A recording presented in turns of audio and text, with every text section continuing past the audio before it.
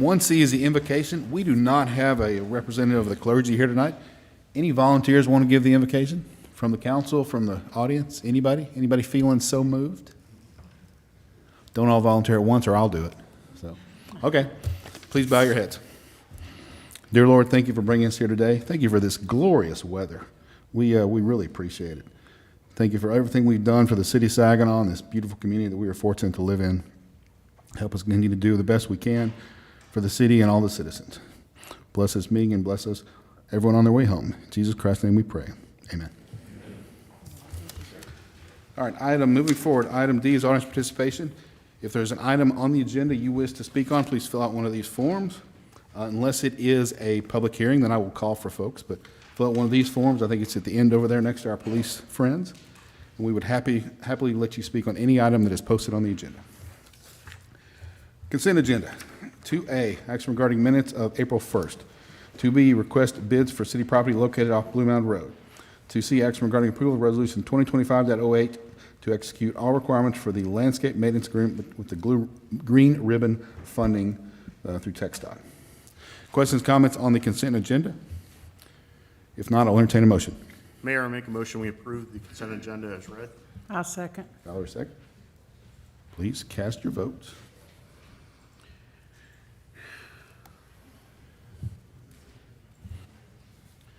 Motion passes. Let the record reflect we do have a quorum, a full house tonight. Thanks, folks. Thanks for coming out. Moving on to 3A, employee recognition presentations. Gabe, what do we have?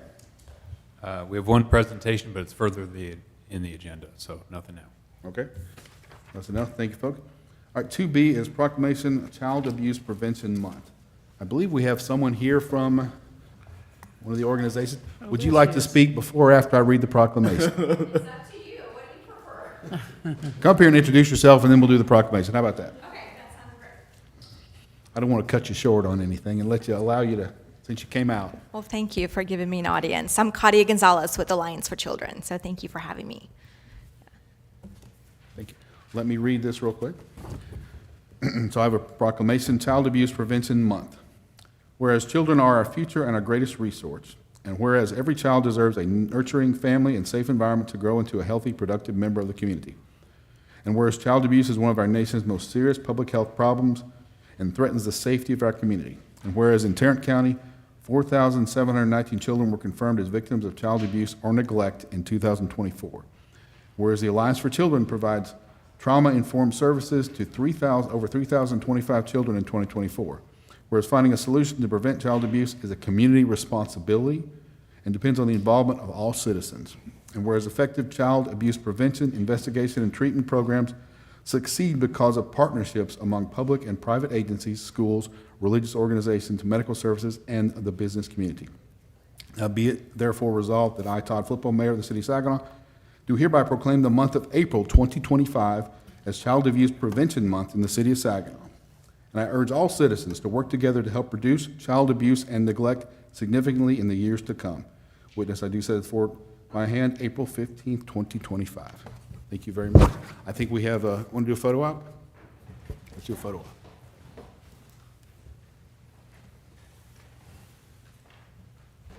I don't know which way to go. I don't know. I wish we... No, you're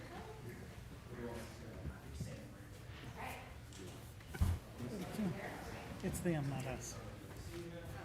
Maybe so. Maybe so.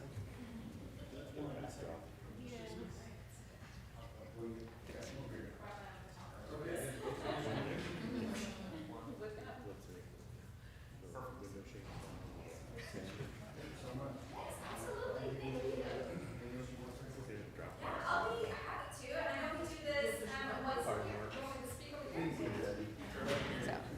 Oh, great. Everybody can hear me. Well, you did such a wonderful job reading that proclamation. I don't know that I have much else to say, but we visit you guys every year. Number one, to bring awareness to this topic. So thank you for proclaiming April as Child Abuse Prevention Month. It's such an important topic for us to discuss. It gives us an opportunity to get our audience involved in their community to address this issue. But reading this proclamations also gives us a chance to brag on our partnership together. We have Alliance for Children in Tarrant County. We're the only nonprofit organization that's directly involved in the investigations of child abuse, which means that we get to partner really closely with our police department, and we work together for many years and done some really important work. So thank you for trusting us to be able to partner with you on such an important issue. And we also provide all of our services from that facilitated approach to teamed investigations, to forensic interviews, to healing services. We're able to do that all at no cost in our community, and that's really, again, because of your financial commitment and our community's financial commitment to this cause. So thank you for partnering with us. Thank you for trusting us with serving your children, and thank you for having us here today. Yeah. Thank you very much.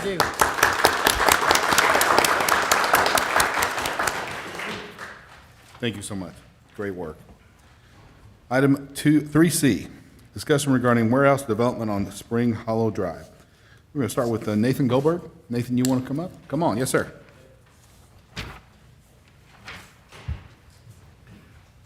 First of all, I want to say thank you all for allowing us to speak on this. Not only myself and some of my members of the community are here as well. This warehouse, obviously we will realize that we can't stop them from building the warehouse. We're trying to reduce the impact that it has on our community by getting them to move the driveway that they're trying to build onto Spring Hollow Drive, which is one of only 2 entrances we have entering our neighborhood.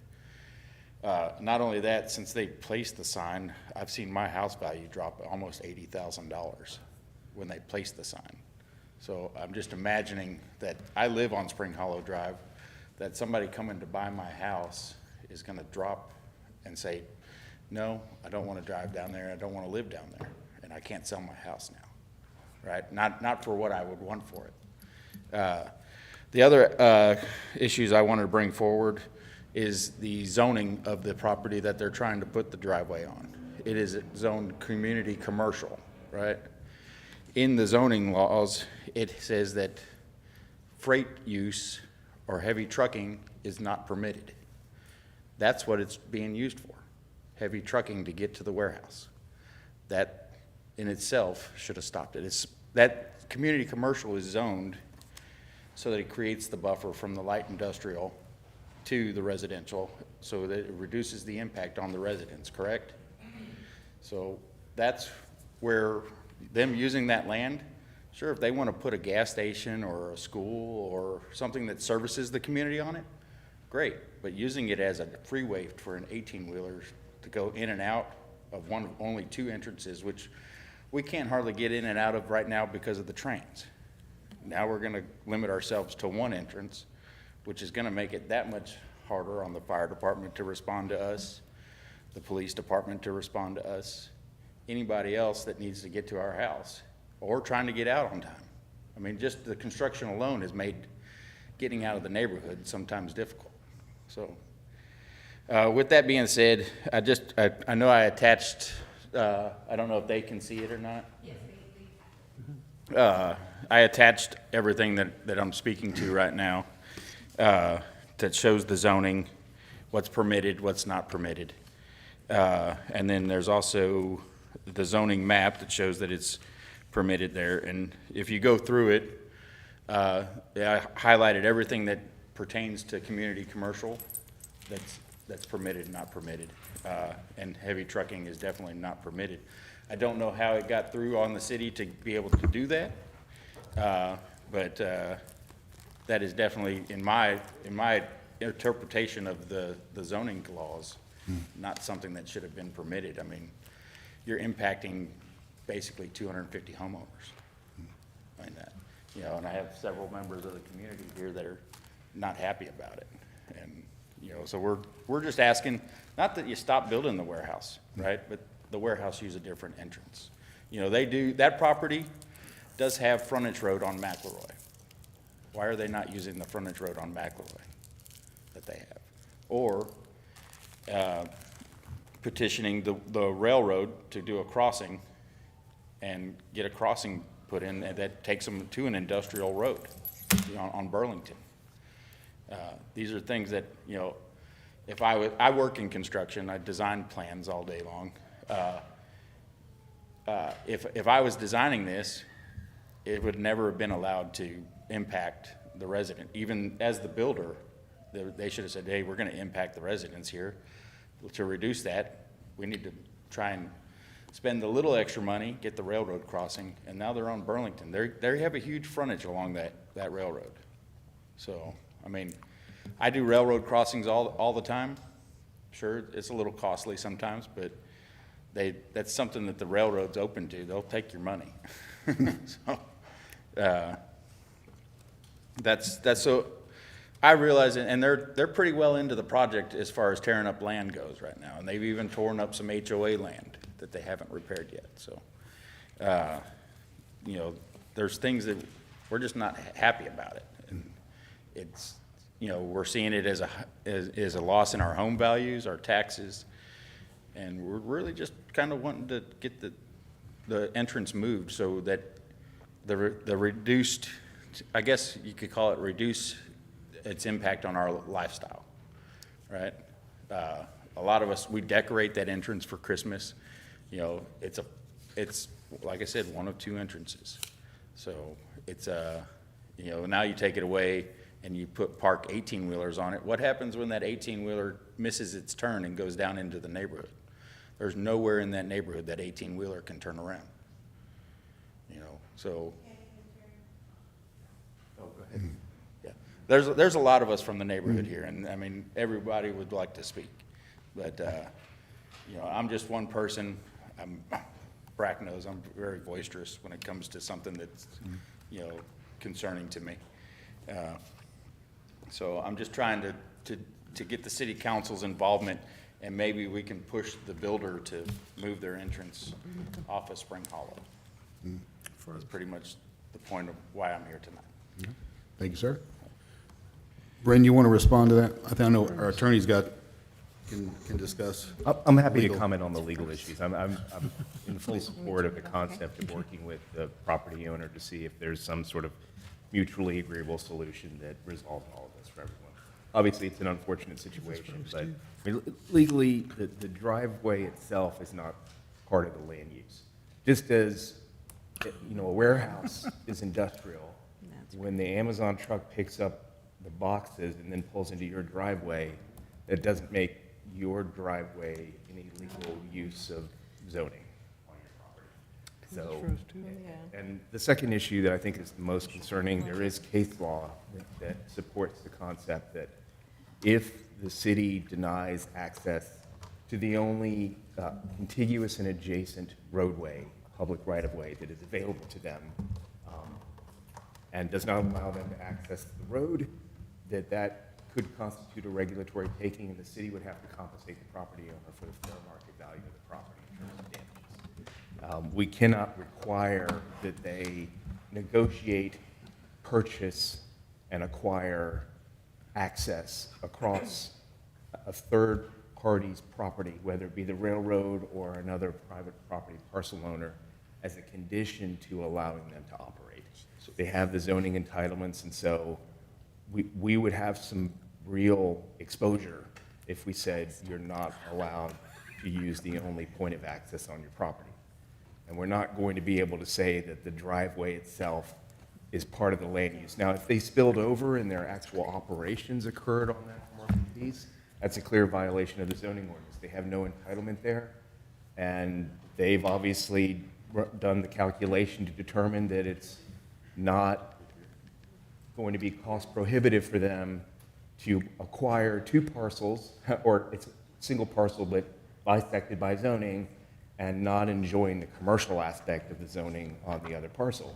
They've obviously elected to give that up and focus solely on the industrial. So just from a legal perspective, I can assure you there's no way we're going to be able to stop them from doing it.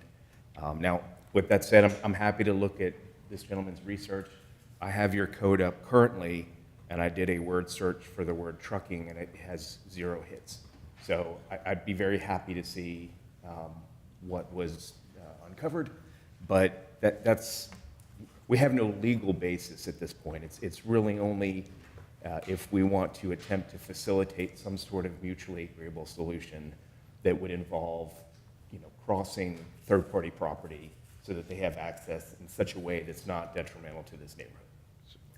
With that said, I'm happy to answer any questions. So I have a question. From a legal standpoint, right, they purchased that property zoned as it is, right, with the community commercial. They purchased the light industrial as well, correct?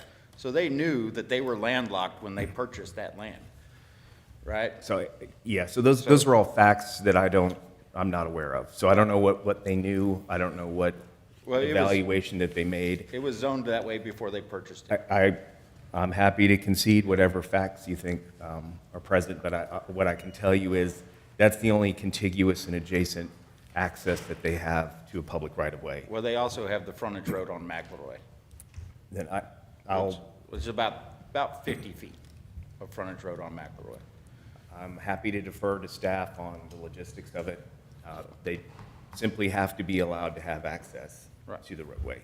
And all we're asking is that they don't use Spring Hollow. They can Right. use McElroy if they want. And they if can pay if to we can improve persuade them to McElroy. do that, then that's absolutely fine.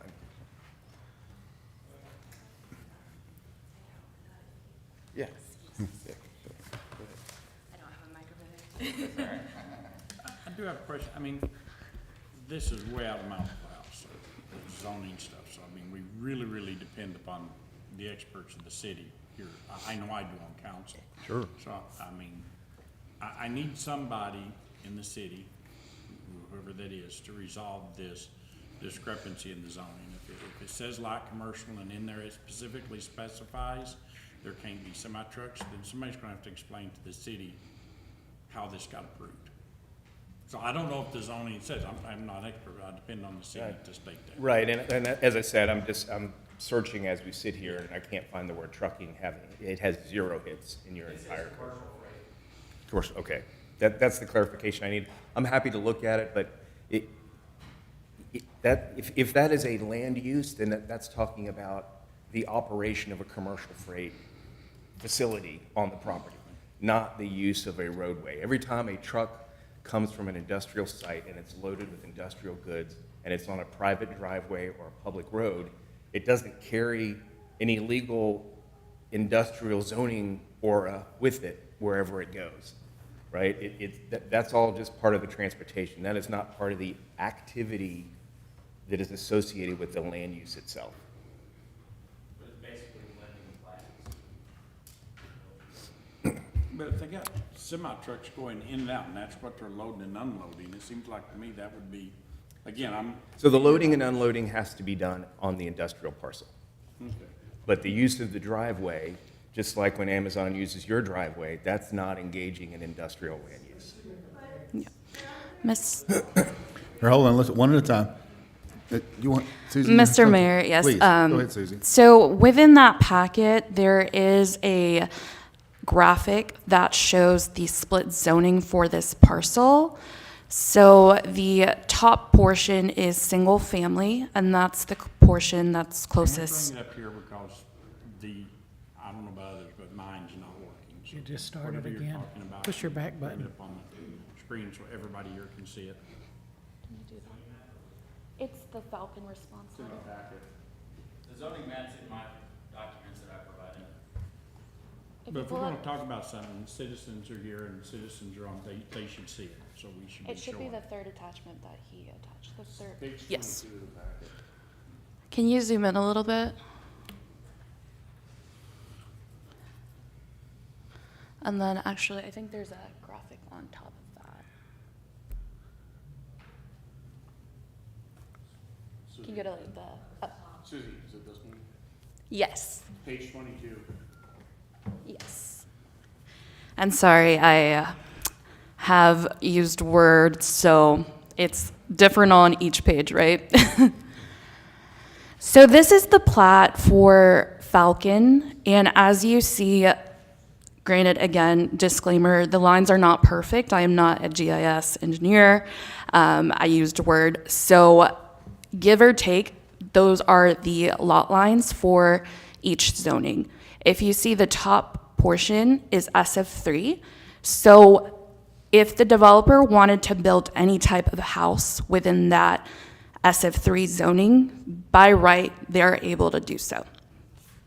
Now, you see the middle section is light industrial zoning.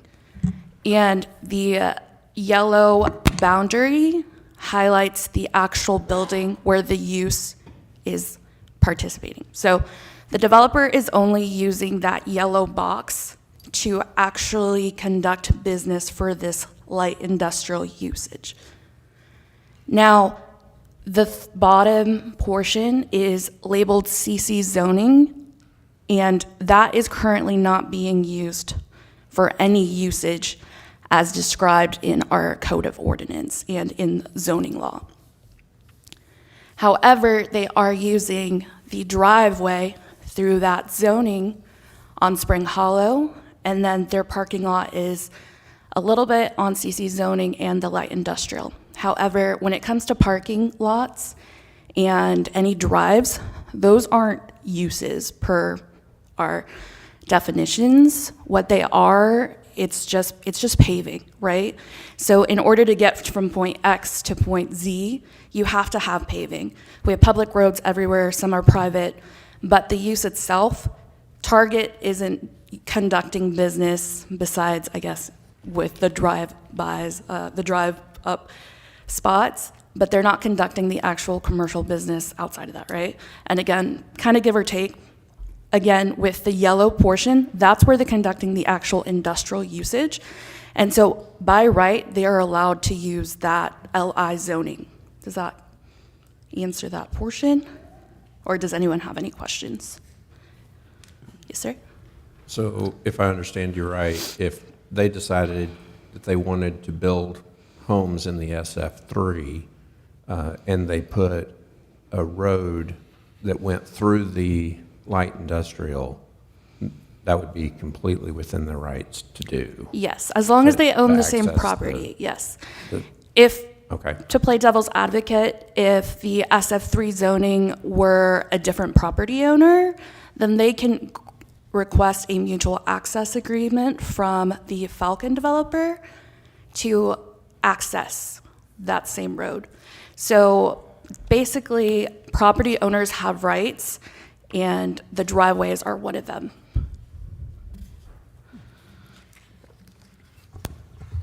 Other questions for Susie? And then, I do apologize, kind of going back onto the Burlington and McElroy options. So Spring Hollow is the only access point that it's a public road, right? But the access point that they're proposing and have been approved to build is their private property. So they're entitled to that. The other two proposals that we've received from citizens are through Burlington Road or through McElroy.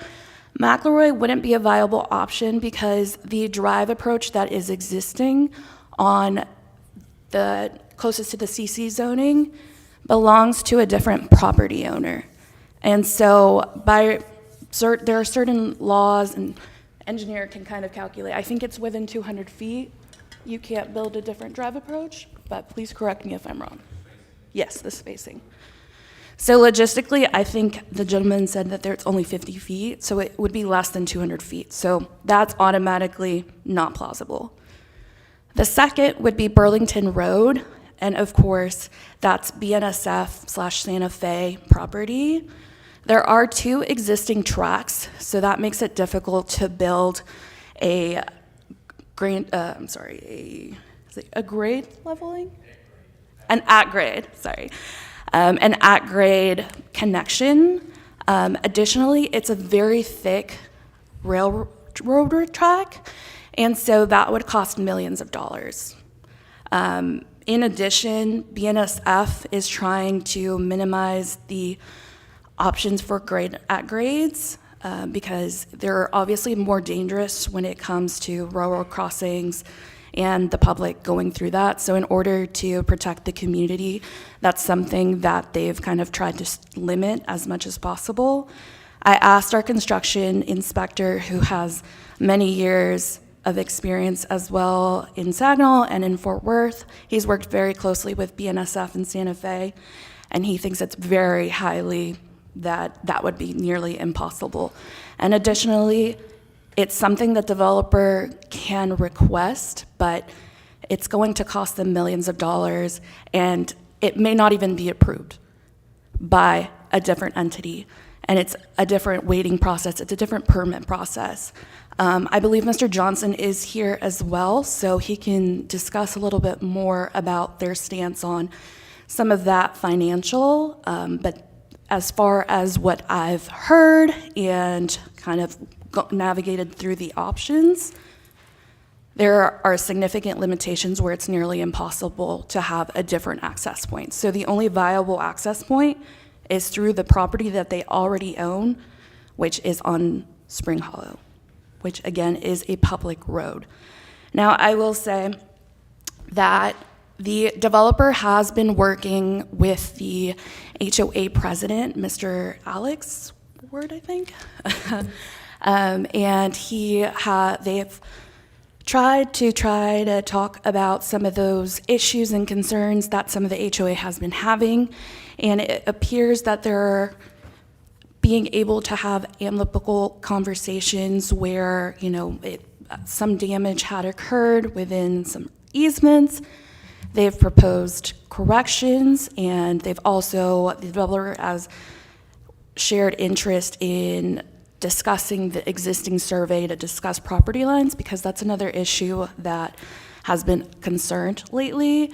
But again, those property lines, we just go through the Tarrant Appraisal District, and individual deeds are the responsibility of the owner and the HOA. So that would be a separate item that we unfortunately wouldn't be able to get into.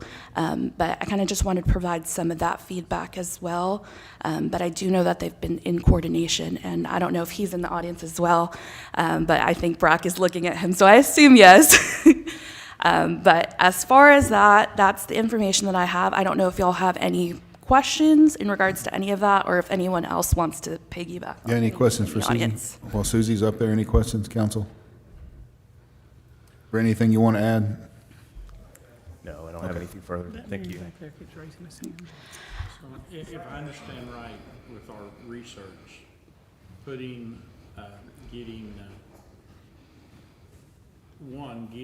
a crossing across rail tracks for it currently, they're saying would be cost prohibitive. And two would be extremely difficult to get it approved through the Railroad Commission or whoever. Yes, sir. controls that.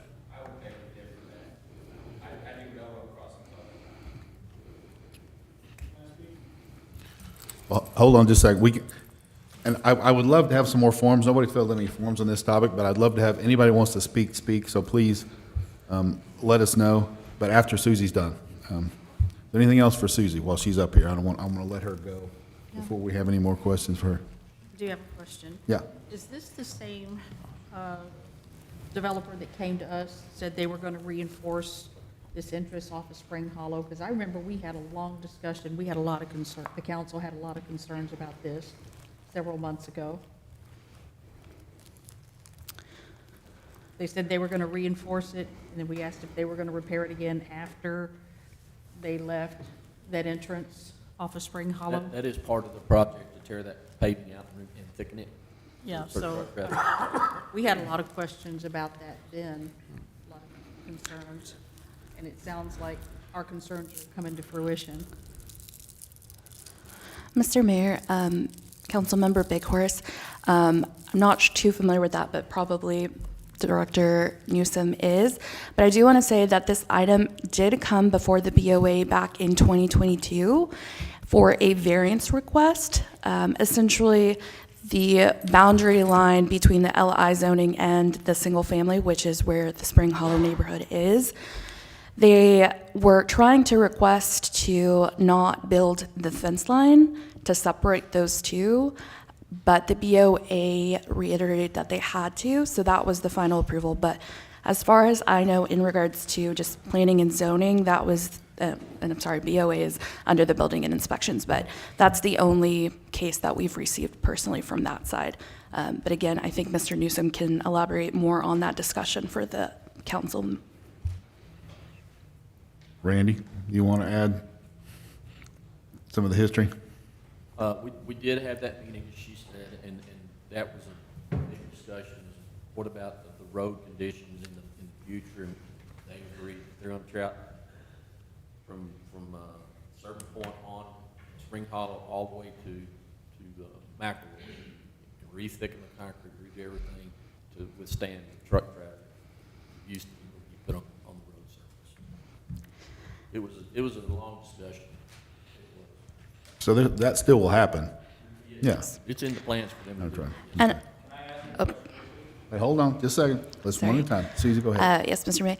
I did speak to the senior construction inspector this afternoon as well, and he did state that they've already talked to the fire department about a plan to navigate traffic on that Spring Hollow Drive where they're trying to do the reconstruction.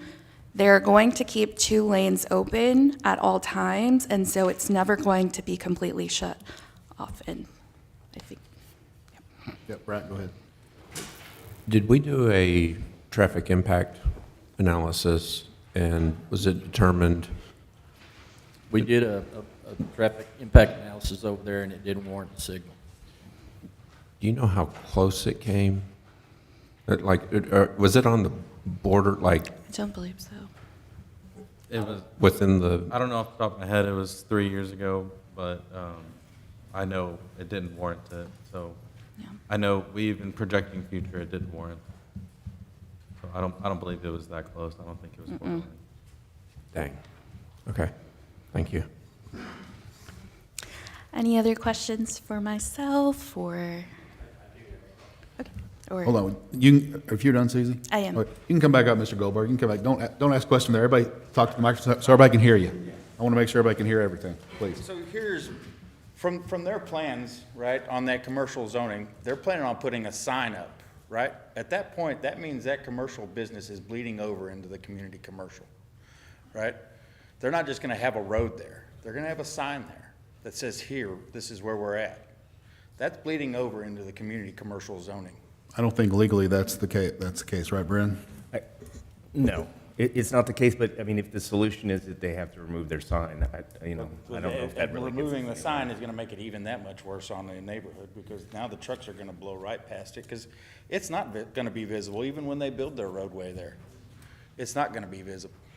The trucks are gonna blow right past it, because it's a long stretch before you see a house from where they put their road. It's a couple 100 foot. That truck's gonna come in, he's gonna come in fast because traffic's bad, right? He's gonna come in and he's gonna blow right past that entrance, and I guarantee you, the first 2 trucks that pull in there go into the neighborhood. And then we're gonna have a problem. No, I think you're right, they have to have the sign, it's to make sure they don't go anywhere else, they would have to have a sign, that's, We have a truck route ordinance, so they're not allowed to do anything other than stay on the truck route unless it's an actual delivery.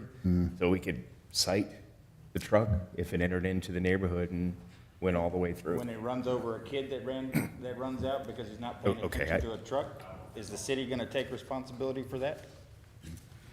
nobody wants that to happen, so. Right, but this is worst case scenario, that could happen, because it happens to us just driving our regular vehicles, and we're paying attention. Now you got a semi-truck that can't see in the front of them, and a little kid that's only 2 foot tall runs out in front of that truck. I mean, we want to keep trucks off Spring Hollow, absolutely, you're right, we want to keep them out of the housing. The question is, how can we do that, what can we do? So let's, Right, I mean, legally, they have a right to their property, so the question is, what can we do to make it safer? right. So that's the And big- I appreciate your guys', obviously, we're all frustrated with it.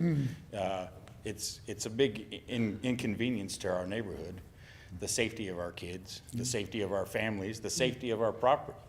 I mean, you could look it up. If you want to smuggle something, where are you going to smuggle it in? A truck, right? That trucking agency is now opening up a freeway for them to grab our kids and take off and be out of state before somebody realizes that the truck did it. So, but that's one reason we pushed for the fence the last time we had the meeting. All right, thank you, sir. I have a couple more folks that want to speak, I think Mr. Gent, Alan Gent, I believe. And if I'm pronouncing it incorrectly, sir, I apologize. What I'm looking at is because Minton Road actually comes right off of Burlington And you can actually, there's a whole empty land back in there, right back where there's 3 ponds back in that area. They can actually swirl around and then come back up into the front part of the building that they're proposing. So they would never have a need to come anywhere near McElroy or Spring Hollow. The question is, who owns that property you're discussing? Is I it- don't know, but Is it over if you here? actually look at the land, I mean, it's completely empty. There's nothing back there. But if they, may I show you something? Sure. This is what I was looking at today. I'm sorry. But Minton Road actually comes off of there's an industrial area back there already. All they have to do is swirl back around in here, and they would actually completely avoid even coming anywhere near Spring Hollow back in here, so. Thank you. Go back to you. I just want to hear your speak. Have we looked at any of that, Mr. Newsom? Was that anything, any other drives an option for that piece of property, or any other access points? I'm sorry. I know, that's what I'm thinking too. It's a heck of a long way. It's actually not that far if you actually look at it, because we come down through there all the time when the railroads are stuck. We come down through there to go around the railroad to get back to our house. So I've lived in my house since 2011. And when we first moved there, we were only the 3rd house on the whole block. And then they started building it all the way around us. So just putting all the traffic we've had to deal with, and it's getting even worse and worse, and then now you're adding trucks to it. So I just don't see it being feasible for homeowners.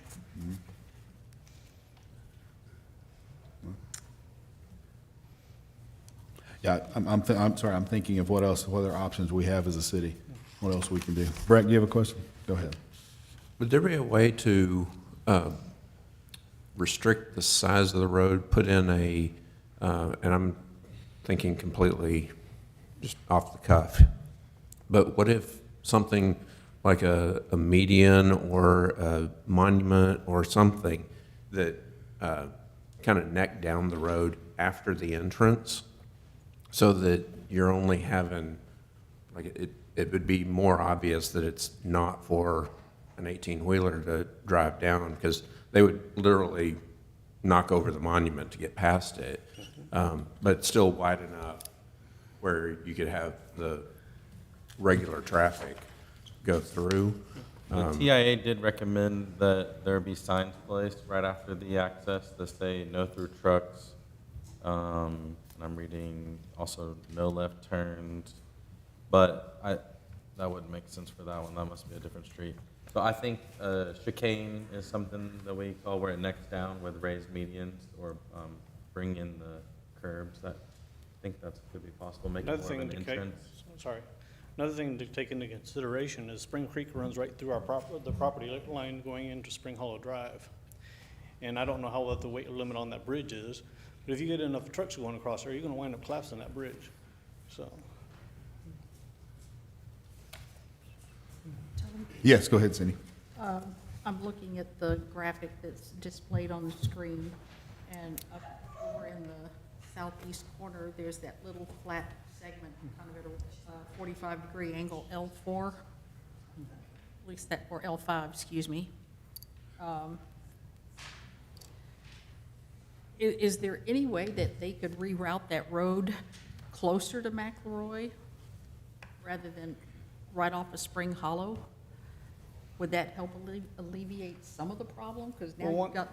Well, ma'am, what I'm looking at, if you look at the way the railroad tracks, 90% of the time when we come down that road, we wind up having to cut across going, I can't remember the name of the road, but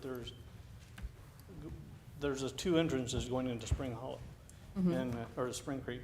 And we'll go around the alternate way to get to our house, and we have to go all the way through the neighborhood to get back to our house. And they have as many trucks and everything that gets lined up in there. When there's a train stuck for hours on end. Right. I've seen them stuck there for hours, so it would wind up being nothing but a nightmare. So you have a lot of trucks lined up Yes. there. Yep. Well, they're not supposed to be blocking intersections. Well, I mean, what I'm but saying still, is it's- even they don't do it on purpose, but they Right. have no choice in the matter when they get jammed up behind those trains, because of course they can't go through the train. Right. So, but there, when you get lined of trucks and then all the cars are in there, we can't even get into our neighborhood sometimes, so. So I can just imagine how much more trucks are gonna be in there. Right.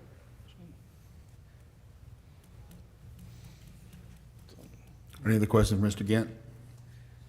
All right, thank you, sir. Okay, Appreciate thank you. appreciate your time. I've got a couple more folks want to speak and, oh, thank you. Yes, sir, thank you. Next person, I'm sorry, I can't read your name on here. It's, I don't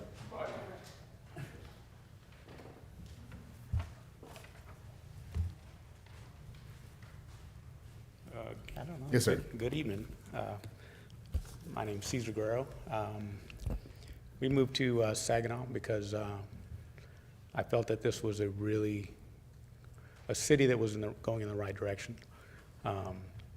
It seemed like a good place with some good values and just a slower life I guess, type. Felt like it's a safe place, that kind of thing, a place where I could establish my family and keep growing it and all that. We found a great place there in Spring Creek at the end of the court, next to the playground. It's been a very pleasant place to be, and I thought this would be the place we would stay for long term. When this was announced previously, people started moving. And I expect that people are going to start moving again because of the same thing. And so this, I guess one thing is I'm at a loss as to how the city, one, I believe that the light industrial at one point was actually zoned as single family. And it was changed at some point, and I don't understand why at some point somebody in the city didn't say, hey, they're gonna need access if we change it to light industrial, and it's gonna be through here. It's gonna be through the primary entrance of this neighborhood. We already have horrible problems with traffic, and if anybody that lives there knows, when the train stops, it's a quarter mile sometimes. And even your second entrance will be blocked. And now we're sitting there, waiting for that to happen. Well, this is gonna be, I can't imagine. This is gonna be, I don't know how many 18-wheelers what is this, 300,000 plus square foot building? This is massive. That means trucks day and night. And when it's rush hour time, it's gotta be at least half a mile. What are we doing I don't understand where the lack of foresight for this was. That's what I want to know. Where was the lack of foresight here? Because now I'm going to have to pay for that, and everyone else that lives there has to pay for this. We're going to lose quality of life. A lot of people are going to start moving. Our home values are going to drop. They've already started dropping. Who's going to be responsible for that? Is someone going to say, hey, we made a bad decision. Hey, I'm going to improve your quality of life somehow. I'm going to make up for it this way. I'm going to pay for the loss of your home values because we made a bad decision. I expected and trusted that this city, because I looked it up, I do a lot of research, and I saw that this city was very responsible financially and made good decisions. And I'm so disappointed right now with the lack of foresight and the lack of planning here. I don't understand it. I know you are all very smart people, and you've got people with all kinds of degrees sitting over here and back behind me, all those things, okay? A basic, simple person with common sense would just be like, how's this a good idea? There's no one that I've talked to that I've expressed this to, because I've expressed this to a lot of people, because it's concerning to me, it's life-changing. And no one has said, oh yeah, that makes sense. Everyone's like, how in the world, how did that happen? Nobody can make sense of it, and I still can't make sense of it. I don't understand it. Who's responsible? Who made this decision? And is now going to affect 200 plus of the residents, mostly families.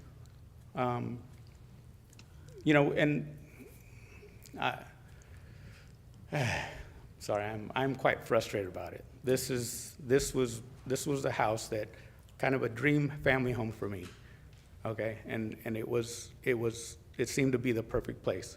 And now that's being turned upside down. And I really feel like somebody needs to answer for the lack of planning here. There was, I can't express that enough. The traffic's gonna be horrible. There's no way that 18-wheelers are gonna come in and out of there and make it better or easier or the same. It's just impossible. There's no way. So I'm sorry. I'm actually pretty upset, and I'm sorry that I am. I don't know what else I was gonna talk about here.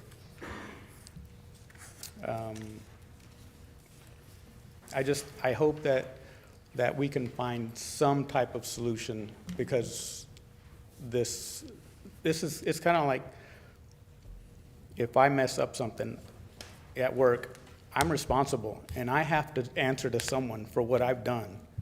And who's gonna answer for this? Who's gonna answer for this?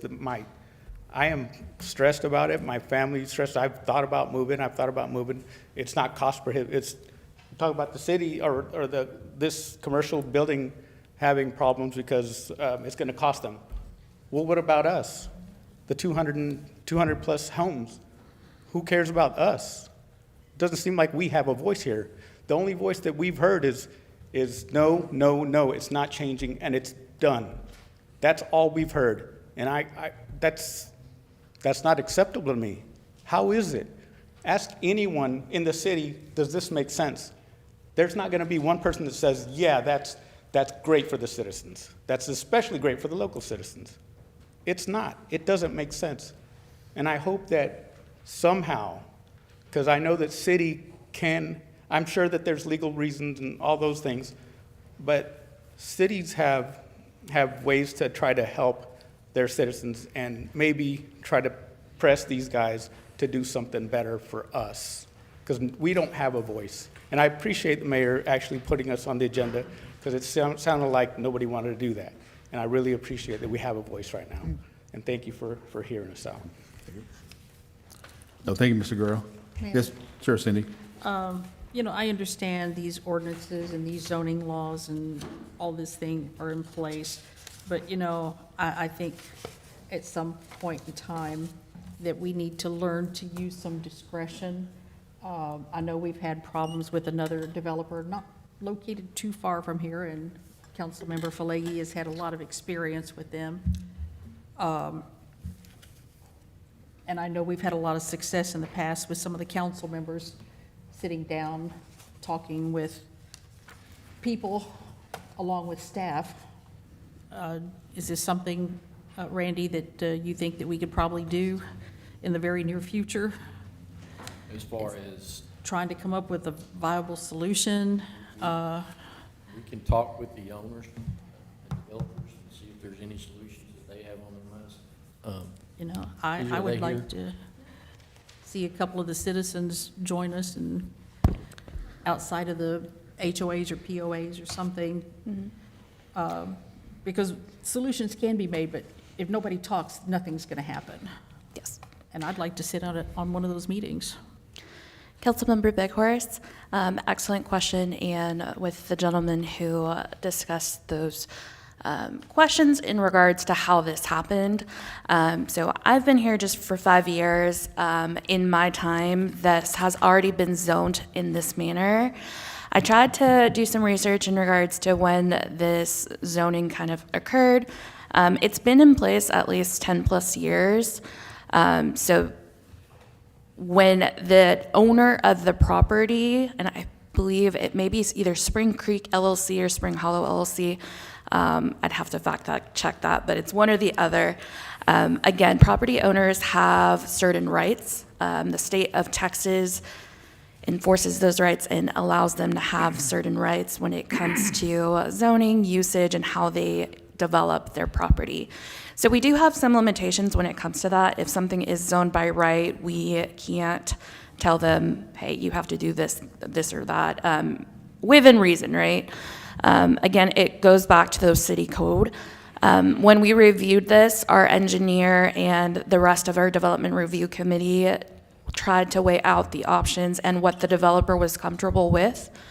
Now that the civils have been approved, it would be more so on the developer's end whether they want to entertain any of these alternate routes.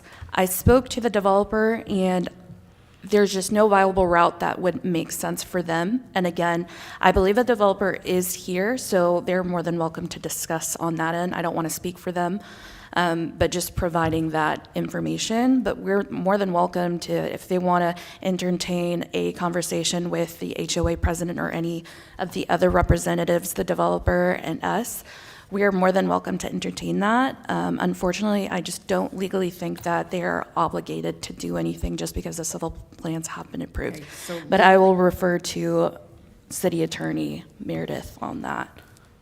Well, legally obligated or not, there's always something called a good neighbor policy. And, you know, I think we need to investigate that. We had problems with ILT for years, and the council was told, nothing could be done, nothing could be done. Am I wrong? I mean, they kept telling us that. And finally, when we had a couple of council members go sit down and talk alongside city staff and everybody else together, we actually came up with a solution that didn't make everybody happy, but it was somewhat of a solution, and that's all I'm asking for. Like these citizens, I'm tired of, you know, sitting here and being told, well, you have to do this because legally that's right. And I think we're bigger than that. I think Saginaw is better than that. And, you know, if it doesn't work one time, then you approach it from a different manner, and bringing people in from outside that really don't know a lot, looking things at a different perspective, sometimes you can come up with a solution. All I'm asking for is the opportunity to sit down and talk with these people again. Of course. With some staff members. You know, I'm looking for solutions, I'm not looking for excuses. Yeah, of course, like I said, we're more than welcome to entertain that. I did discuss that with the developer, but again, it does come down to the developer's response, and I think Mr. Dakota Johnson, if he's here, yeah. Well, Can you you know. maybe talk a little bit, tag, What- and that way that they can But speak a little before- bit. Before we hear from developer, can I Oh, hear from a couple more citizens, Of course, please? I'm sorry. I'm sorry, I was going to call you up later. I was leading, Thank you, but just though. in Thank regards you. to that answer, I can't answer some of those. But again, just historically, the property owner rezoned it in this manner, essentially. Yes, so I have, Mary, I'm sorry, go ahead. So I was just thinking, I wonder if the the owner of the business might be willing to negotiate to not allow deliveries to be made during rush hour, and that might alleviate a lot of the problem. So that's just a suggestion. Let's put that aside and let's remember that, okay? Mary, we'll come back to it. I have a couple more cards. I want to get people to speak before we move on. Alexander Kostit, I'm sorry, am I pronouncing it correctly? Please correct me, let me know. I want to spell your name right. Well, thank you for letting us speak. I appreciate it. I'm the president of the HOA. Okay. So I did speak to a representative of the development company, Falcon. I mentioned about moving the entrance multiple times, but I was ignored, not in a rude way, just the subject was changed multiple times. They were trying to fix the damage they created to our property by trespassing, so they attempted to do that, but at this point we're not sure how much the damage is, so we're waiting to do anything about that. Caesar did a great job at explaining that we have little ones out there. Sorry, I'm very emotional about it. That was a lifetime purchase for me as well. But pretty much we have two entrances to go in and out of the subdivision. It's a cul-de-sac. If one is stuck, then we could all potentially be stuck as well. If anything happens, then we are in potential danger. We never know what happens in Texas. The weather is like nothing else I've seen before. So all I ask is, instead of thinking of how much it will cost to move the entrance, can we think about the lives that are living there and the safety of everybody? What I'm asking y'all is, do you think we can guarantee that everybody will be safe if we let that entrance where it is? Can you guarantee that? Are we putting people in danger? Are we making the situation worse? If you can guarantee it, do you think it's okay to say, well, it's too expensive, let's not do it? That's all I'm asking y'all. thank you for your time. Thank you, sir. I also have Mr. Alan Smithers, I'm sorry.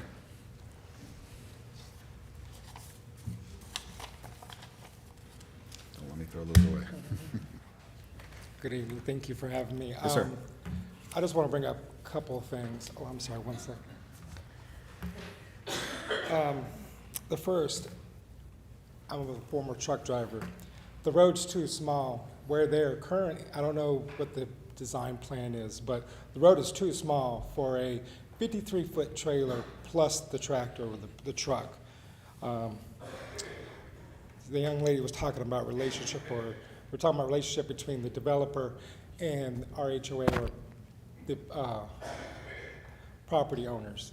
I think it's not a very good relationship building whenever they just started building and then I have to come here tonight to speak against having that road, which is not far from off of McLeroy to turn in.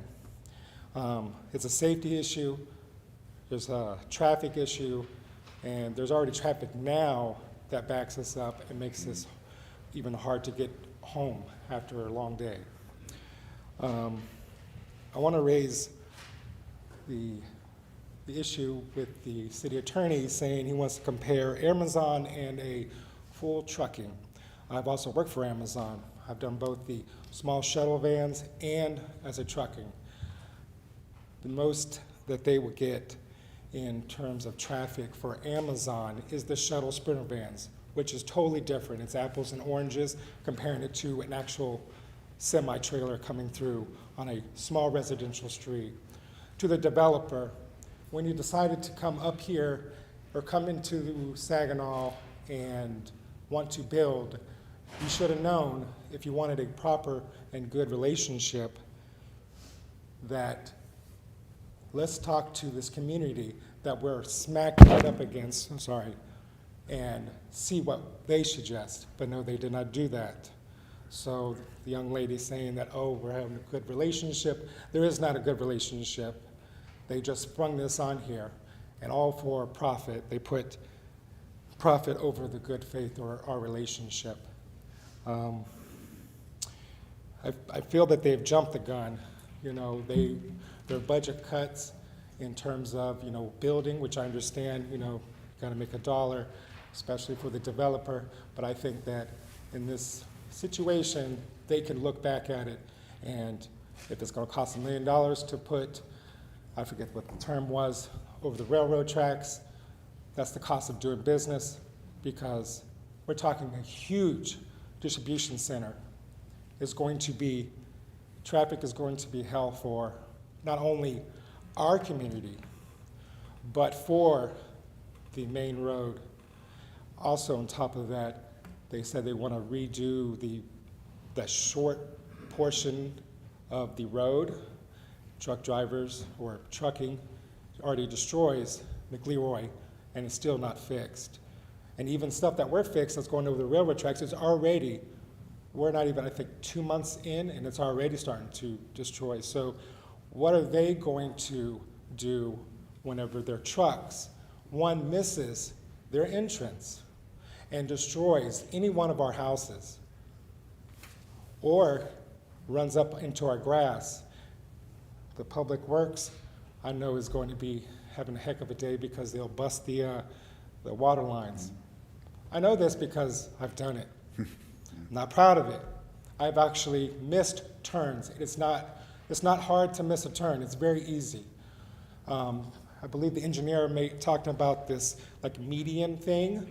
That's actually is very helpful. So if this is going to be pushed through, I suggest you're going to have to encroach on the HOA's property to widen out the road just so you can put a funneling median for the property. But I say all of this saying that the entrance, from what I can see, is too short to turn off and then to turn back in. So they are going to pass. They are going to bypass that. And all for what? So that the developer can, make a few extra dollars. Oh, we make sure we got it here. So if it's Target, I think that's what I heard, it's going to be Target Distribution Center, which I've delivered for Target as well, which is huge. And it's not going to be, I think Ms. Copeland was mentioning about restricting deliveries. Target is 24/7. Most trucking deliveries, distribution centers is 24/7. There is no restriction. I mean, we already have such a noise pollution from the trains 24/7 coming through. They've already cut out all those trees. The ecological impact right there, and the noise is even intensifying. So that's all. I thank you for listening to me, and hopefully we get this resolved. Thank you, Mr. Smithers. All right, any other citizens want to speak on this before we move on to other folks? Anybody else want to fill out a form or just come up and speak? You can speak. Come on. If you want to speak, I want to make sure everybody gets a word in while we're talking on this. So just introduce yourself and we'll be happy to hear from you. Hello, I'm Alicia Jimenez Wynn. I'm also part of the board of the HOA. I do want to speak on, well, lots of things have been touched and concerns, so I won't repeat them, but do want to speak on the decibels of trucking, so how loud they are. So a truck is like 85 decibels.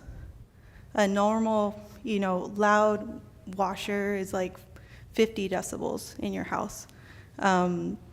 85 decibel truck, it's 85 decibels 50 feet away. Okay, so the truck is 50 feet away and it's 85 decibels. So you have that all night passing through all those houses, all night. So babies, I don't know, everyone's just gonna have to wear earplugs and muffle their ears all night. So I think it'll be for them in those houses living in the city in downtown Dallas, but not being able to sell their house at downtown Dallas prices. All right, thank you, ma'am. Anybody else real quick before we move to, yes, ma'am, come on. Do you want to come up? Just please introduce yourself. My name is Vipa Guerrero. I just wanted to touch on, because we have school buses that come, and for elementary, the school buses, sometimes they come and it's still really dark. And sometimes, they're parked, sorry, I get shaky when I'm nervous. Sometimes they park right at the beginning of the entrance. So, imagine a semi-truck coming and the school bus is waiting to go pick up the kids. It's super dark when they come. And then we also have a lot of teenagers that are learning to drive. Us adults can't even get out sometimes. Imagine the teens, super nervous, super sweaty or whatever, trying to go out. And then I know there's a second entrance, but also that traffic coming around that corner. And then there's another industrial trucking that comes out from the other side opposite that entrance. So imagine kids trying to get out of there. If we can't get out the first one, they can't get out the second one. Our teenagers are just learning to drive. So it's, that's really all I wanted to say, because for me, it's the kids that are concerning. So that's all. Thank you. Thank you, ma'am. All right, anybody else, any other residents?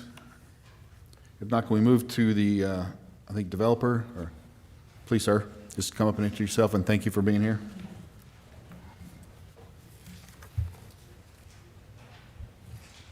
Good afternoon, I'm Doug Johnson with Velka Commercial Development.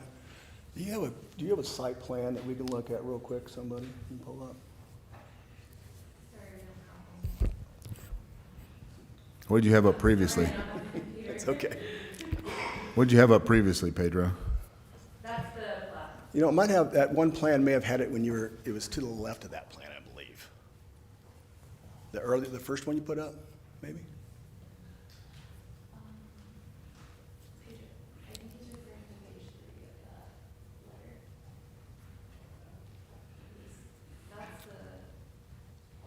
Okay.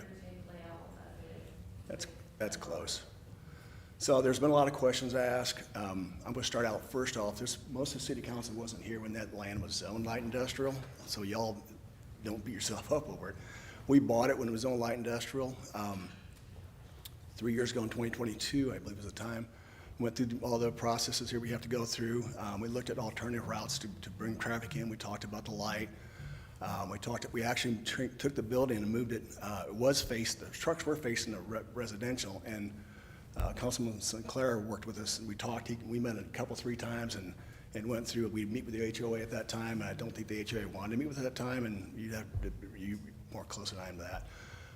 But we did talk about the landscaping, the buffer, the monument signs, which are actually on our property. We would maintain those, and if you need some landscape up front, we'd be more than happy to help you with that, whether you do or we grant it to you or we do it. That's neither here nor there. The issue with the access it seems like this will be the biggest part of this.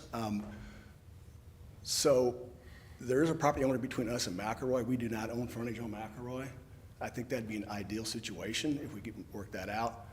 A second solution, I feel like, it's not ideal for everybody, obviously, but it's a start, is I know the TIA did not require a light at McElroy, and if that's something that would help traffic back and forth, it'd help us for sure as the trucks going in and out, but the residents as well. We could look at contributing that as well if we could forget about the TIA and just put the light in there. And I don't know if that's an option for this city at all. I don't know.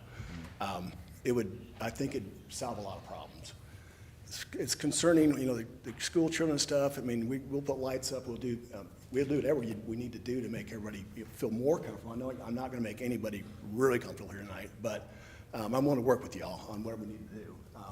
The building is going up. When we bought it, was zoned by right.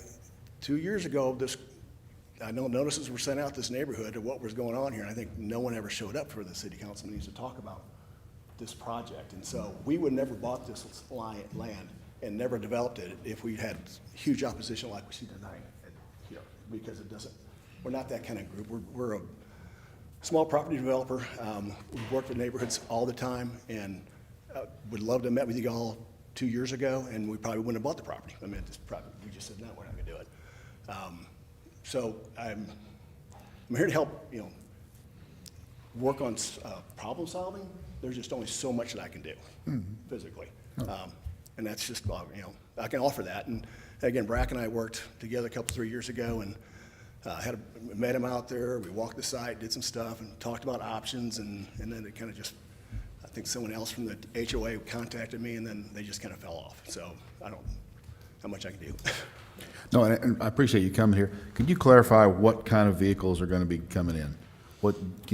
Is it going to be all big trucks? Is it little trucks? There'll be this is more because of locations, government, I think it's going to be more of a smaller van. There'll be big trucks coming in for break bulking, and then they'll go out probably service type trucks like box trucks and stuff. It's a shallow bay building, so you don't have the big distribution like you would have in a Google or an Amazon. We do have a Google warehouse up in Northlake, that's 1 million square feet. This is actually kind of small for us. So we think this is probably more oriented to maybe a single user, maybe actually buy it. It might be 2 tenants. It's set up for 2 tenants. So I'm sorry. So the final user is not determined yet? No, this is spec. Okay, That's I all got spec. you. Okay, understand. Okay, thank you. That helps clarify. I appreciate that. So, No, there's thank no you. user.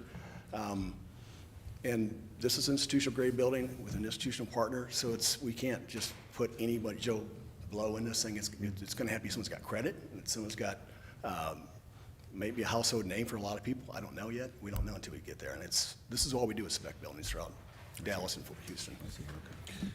Because I think if it were all box trucks, I think a lot of concerns would go away. I still think, box trucks you got a lot going back and forth. So Sure. that's where I think the light really comes in to help everybody. If there's a way we can work something out, I don't know what that looks like. I don't know how the city works on.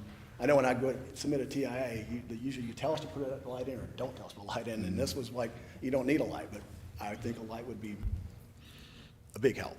Again, you guys, I don't know how y'all operate with traffic lights. No, if there needs to be a light, we can do a light. It's just, and if the light would make it safer.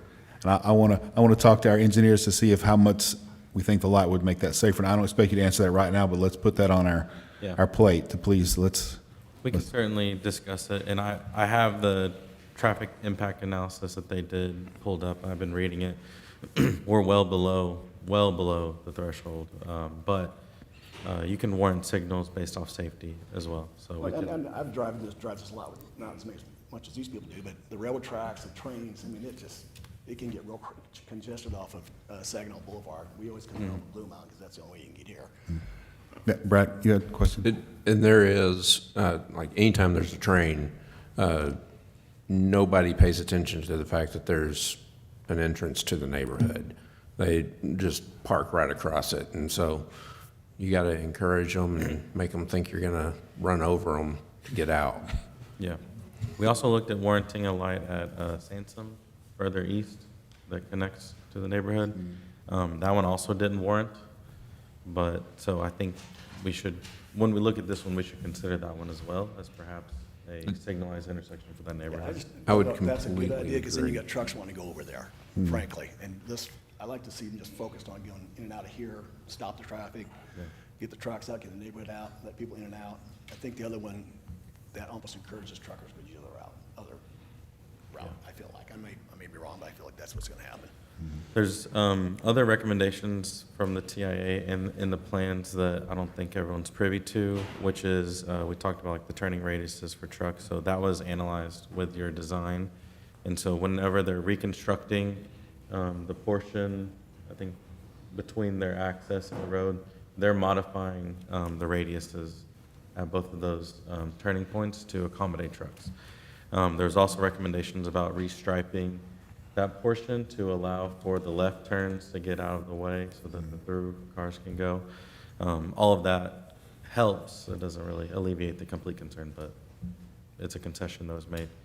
And I found in our directory notes about, there was a letter from the neighborhood is what it's called. I'm assuming it's this neighborhood. And they had 4 questions that were answered. So somebody was engaged back in February of 2022, whenever the city received those questions. And Rick Trice and Kimley Horn formulated responses. So there is a lot of history on this. Todd? Go ahead, Paul. I was part of the group that met with ILT, and that worked out really well. And I With think, who? I'm sorry, who? the charter school here. We did some stuff with the roads. We had similar issues, and what I'm getting at is, I think what would really help this is if we could get some of the residents, some of our building department, or our city staff, and your group in the same room together and discuss this and come up with a solution, because we're not gonna solve it tonight. No. But I think we need to get into a room and hash it out. Sure.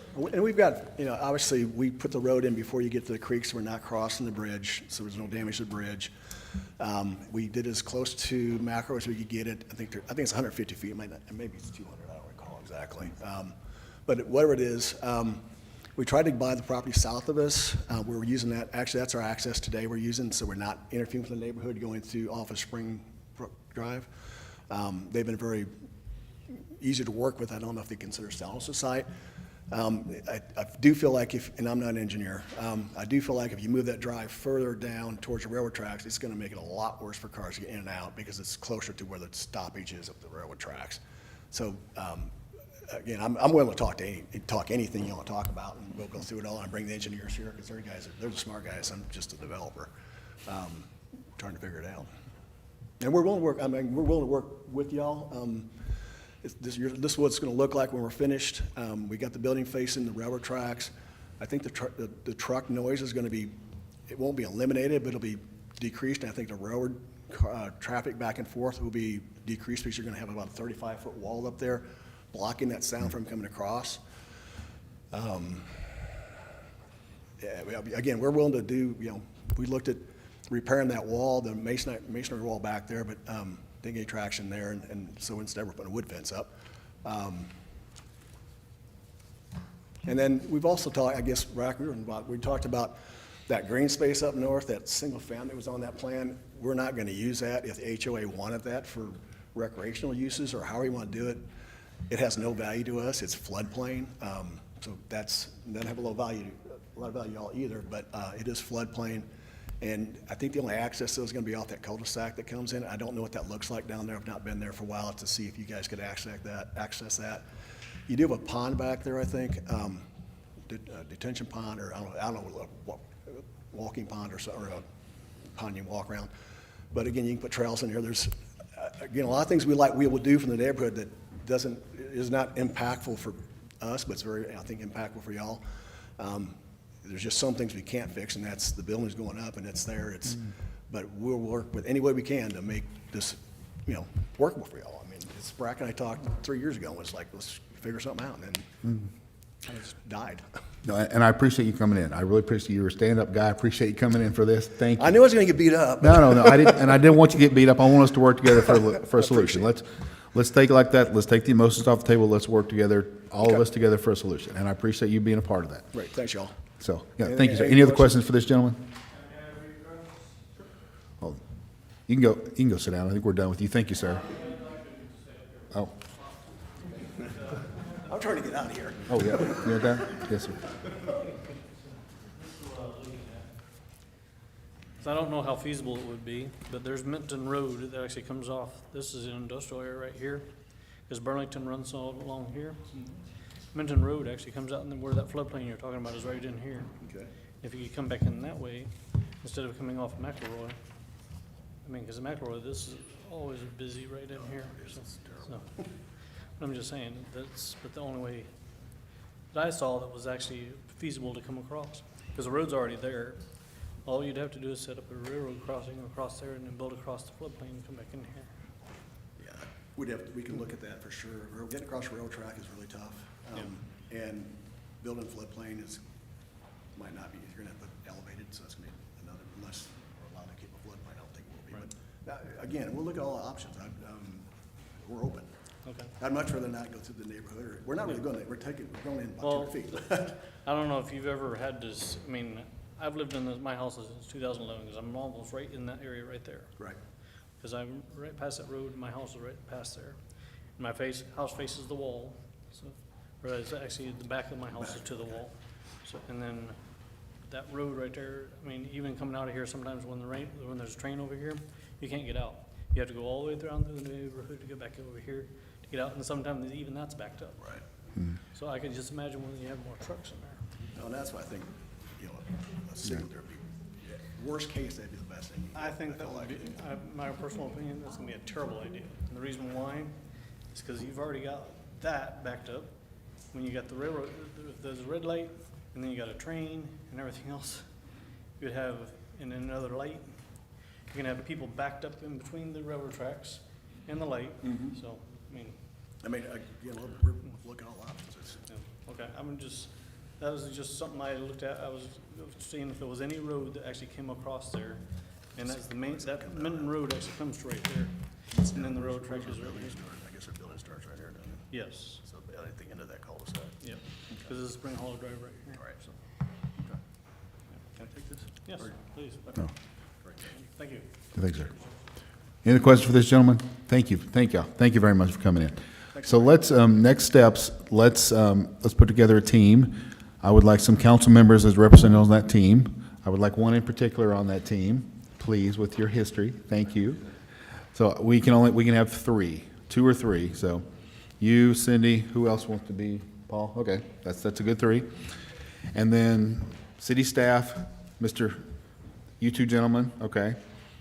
And then I need 2 or 3 folks from the HOA, from the neighborhood, whoever wants to be a part.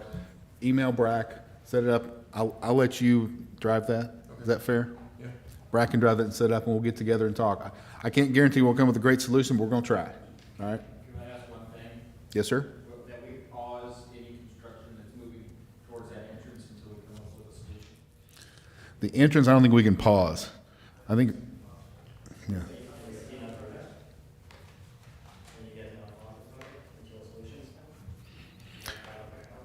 I don't know if we can pause anything. I don't, let's do this quickly and see what we can make happen quickly. So let's do that. We're getting into, if we talk about pausing, we're getting into some sticky discussions there. I don't want to pause a commercial development unless we have good reason to. But let's talk quickly about this and see what we can come up with. All right, that's fair. I thank you for being here. Let's get him involved. Let's get these folks involved, and let's see what we can do in the next couple weeks. Does that sound reasonable? Okay. All right. Was they asking for the pause of the construction? They were just asking for the pause of building the entrance? I think they're asking for the pause of building the entrance, is that? Entrance. It's going towards Spring Hollow. They can keep construction going on the building. The road Oh. construction going, if they're gonna change it, they shouldn't put any cost for it anyways, right? Well, I know it'll be the last thing to go, but the road structure's already being built right now. I think just a construction entrance, right? Oh, I see, okay. No, I understand. I'm not expecting you to make a decision right now, but let's look into it. So, no, thank you, that's a good point. Okay. I think we've got a plan. Let's revisit this in a couple weeks and see where we are. And I thank y'all for a good discussion. So, thank you, and thank everybody for showing up. So let's move forward. We are at 3D, if I correctly. Yes, we are. Discussion regarding update on building maintenance. Okay. Jared Kersey, Assistant Director of Public Works. Welcome, sir. Good evening, How you Mayor and doing? Council. Good to be here tonight. I'm going to give an update tonight on our building maintenance program. I don't know who all has met Felipe yet, but I'd like Felipe to stand up. This is our new building maintenance manager. We're very proud of the job he's done so far, but I'm just going to give a quick update of everything. So back on January 28th, Felipe officially started as the building maintenance manager of his new position. This past March, we were able to obtain a vehicle for Felipe. We were able to obtain a Ford Transit E350 one-ton cargo box van. This cargo box is walk-in, so he's able to store all of his inventory supplies, his tools that he needs for each job. Also able to carry around any length of ladder that he needs on each job. Since he has taken this position on, he has completed over 240 work orders since January. He has consistently demonstrated a proactive approach to each facility's needs, which we're very proud of. Just to go over a few of the things he's addressed so far, lighting and electrical work, plumbing and restroom maintenance, general repairs and upgrades such as ceiling tile replacements, doors, locks that aren't properly locking. He's been able to fix those. Furniture and equipment handling, facility setup and upgrades, HVAC maintenance, regular walkthroughs and assessments, and purchasing and material management. I would like to add that we have received several compliments on Felipe from different departments that he's done work for, coming from the library and City Hall. I would like to highlight a job that Felipe recently performed at Fire Station 2 regarding an AC issue. I believe it was over their sleeping quarters. It was not properly working. Felipe assessed the situation and got it properly working, so that was really good. I really appreciate him doing that. And to add on to that, Felipe brought it to our attention. He found a course of continuing education for HVAC repair. We are supporting and encouraging him to do that, so we're going to allow him that avenue. Two of the larger projects that Felipe is currently working on, he's started one and will start one next week. The one that he's already started on, he is upgrading all of our lighting, light bulbs when he changes out to LED. That's something we're upgrading. Hopefully that creates some cost savings electrically. And then next week, he's going to be going to all facilities and just assessing and looking at the HVAC AC systems, seeing what he can do, cleaning coils, whatnot. And then if we need to reach out to a HVAC repairman to do anything to get them ready, that's what we'll do. But he's doing a great job on that front. And then lastly, Felipe is also in the process of developing a building maintenance preventive maintenance program. And so what he's doing is all the jobs that he's completed so far, he's categorizing and putting them into a daily routine list, weekly, monthly, quarterly, and annually list. So we're getting more organized of having a real good preventative maintenance program going. So we're very proud, as all the management staff are very proud of Felipe, and because of his diligence, we really feel that we're laying a great foundation for what we envision for this position. So I'm happy to answer any questions. Any questions, council, for Jared? Would it be possible to get a kind of a building condition report so we kind of know where we're at? what we need to fix now, what we have coming down the pipeline and stuff, so we, help us, especially coming into budget season. If we're gonna have to put a roof or something on, we need to know soon. Yeah, just big ticket items, right? Not. Yeah, and we don't need to know about light bulbs and stuff, but just overall, our building conditions, because I don't think we've done that in the past, and just see, Most definitely. even if it's a long-range plan of something that we have to do with a building, it'd be nice to know about it. Okay? Yeah, We definitely do that. Envision of this was, take each facility we got, do an assessment of it, and I'm assuming we would walk through at least twice a year, and also start looking at items like HVACs, hot water heaters, anything like that has an end of life, and track that, okay, well, let's say this hot water heater, it's got a 15-year end of life, we're 13 years in, Right. Because we do that in facility for the trucks, right? We measure how much it's costing us to fix the vehicles versus just get a new one. So I'm kind of trying to apply that same thing to each one of our buildings, like, okay, this paint's beginning to peel, we're gonna, like you said, so it really would be nice to have each building and kind of those ticket items, Okay. And grounds around the buildings as well. Okay. Mayor? Oh, yes, Cindy, go ahead. First of all, I want to say thank you for what you're doing, sir. I appreciate at least the enthusiasm that's delivered through Jared, and I'm not sure who's more excited, him or you. But I know the council is excited because you are exactly what we've been looking for a very long time. So thank you for what you're doing, and I appreciate your innovation and your forward thinking. Any other questions for Jared? Well, one other thing, with a hat like that, we know he's gonna take care of business. All right, thank you, sir. All right, thank Appreciate you. it. Thank you. Good work, guys. Keep it up. All right, next, 3E, discussion regarding railroad quiet zone at Bailey Boswell. Scott Arnold, Kimley Horn, welcome. Thank you for having me. Good evening, Mayor and Council. So my name is Scott Arnold. I work for Kimley Horn Associates, and I'm here today to provide an update on the feasibility study we did for a quiet zone at the Bailey Boswell crossings. And we'll also share the staff recommendation at the end.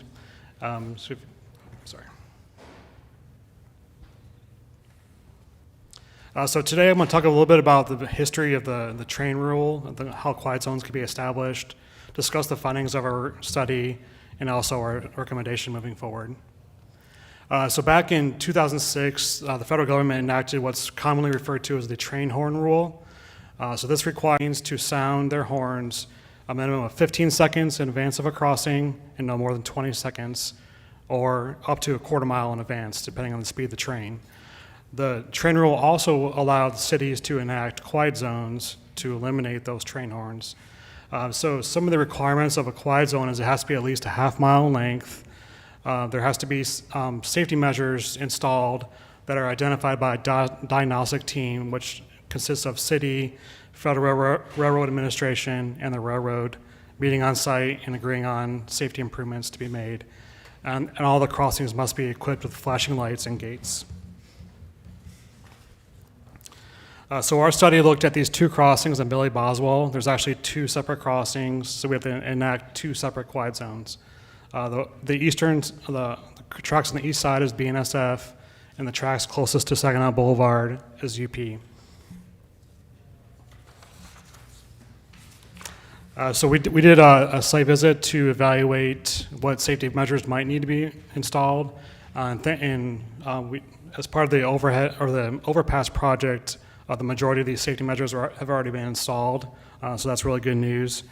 Due to the proximity between Saginaw Boulevard and the UP tracks, long raised median that's required to be at least 60 foot in length, there was not enough room to do that. So in order to establish a quiet zone at that crossing, it'll take a little bit longer process. We have to do some calculations and submit that to FRA and get their approval. So by doing that method, it's a little bit slower, but it's going to save the city a lot of money, because if we did it the more traditional way, we'd have to install additional railroad gates, and that could be $700,000.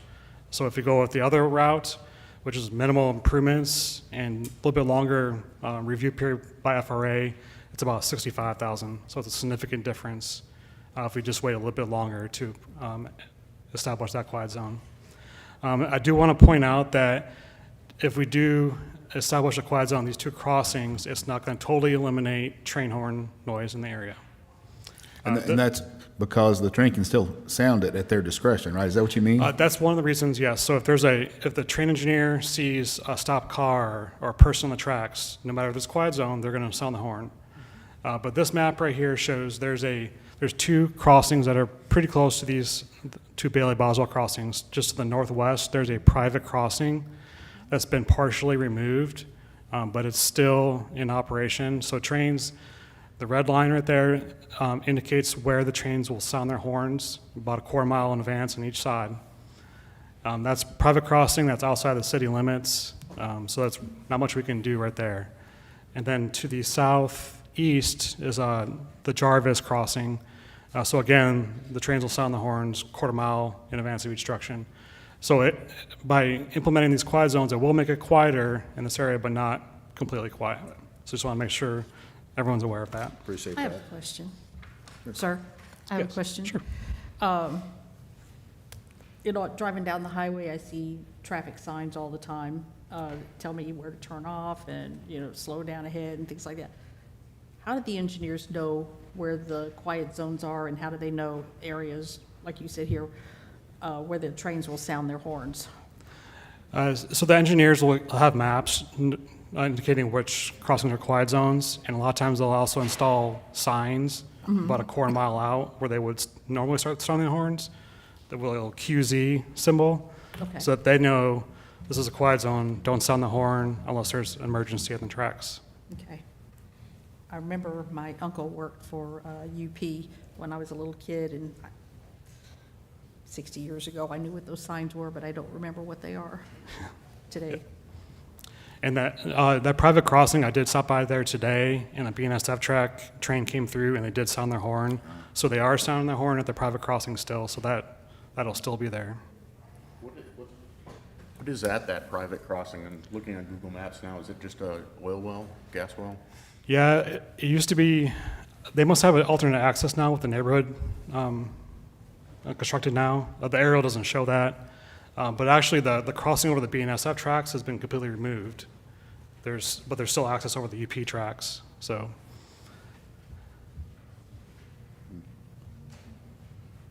So our next steps, the staff recommends we move forward in establishing a quiet zone at these two Bailey Boswell crossings.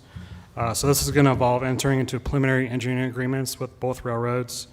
We'll assemble a diagnostic team and meet on site, and we'll agree upon what improvements need to be included to best eliminate any risk of these intersections.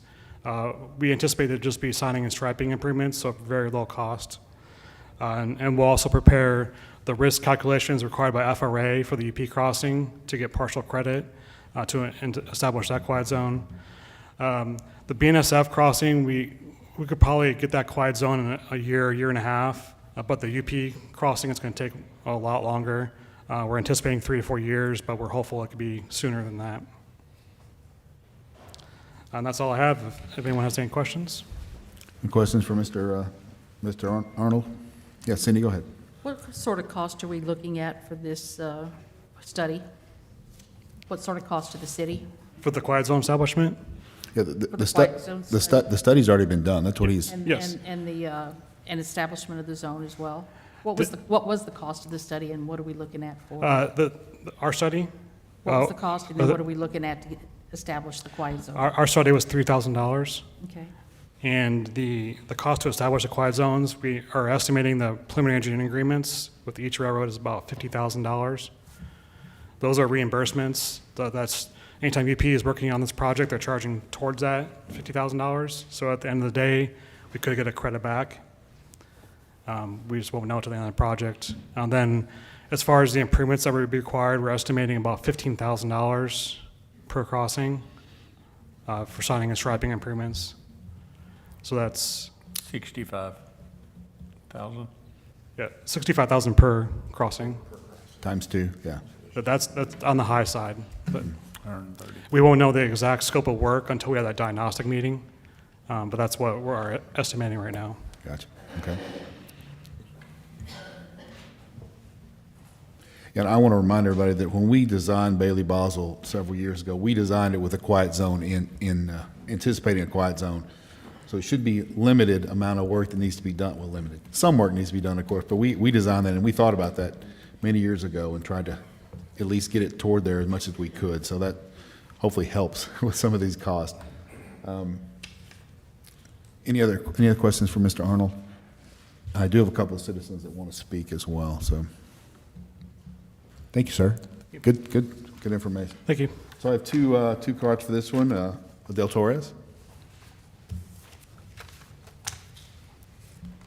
Good evening, Council. I wanted to take this opportunity to thank you guys for conducting the Quiet Zone study. I've been speaking with residents in the neighborhood off of Park Center, and one of the things that I've been consistently hearing is the train noise. That's a big issue for them. We know that a quiet zone won't eliminate all of the noise, but it's a step in the right direction, and any little bit will help to improve their quality of life.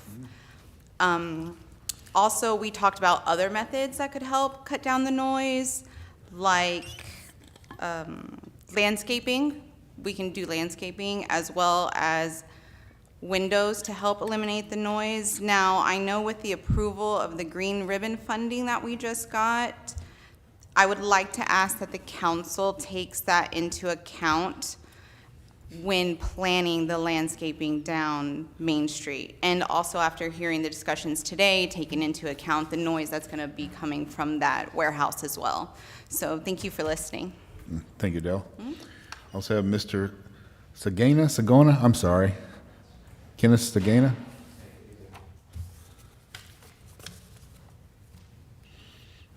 Well, happy Easter week, everyone. Mayor, Council, it's good to see you again. I think we last spoke in December to get the study moving forward. Just here today to once again advocate for the implementation of the quiet zone. I really think that this is an opportunity to improve the quality of life for the neighborhood. I live in the Belt Mill neighborhood. There's structures that are going up now that are within 100 feet, almost in some cases within 50 feet of the tracks. And these train horns have to be between 100 and 105 decibels. And I couldn't imagine what it's like for those folks. So it's not just a me problem.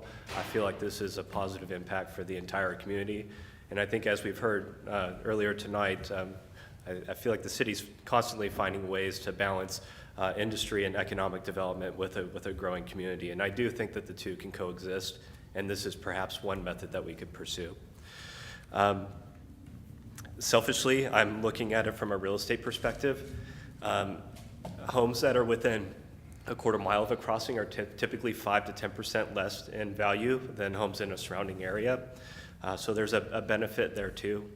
So you take a $300,000 home with property taxes, I pay 2.4%. That net increase in overall property taxes for me would be about $900 per year.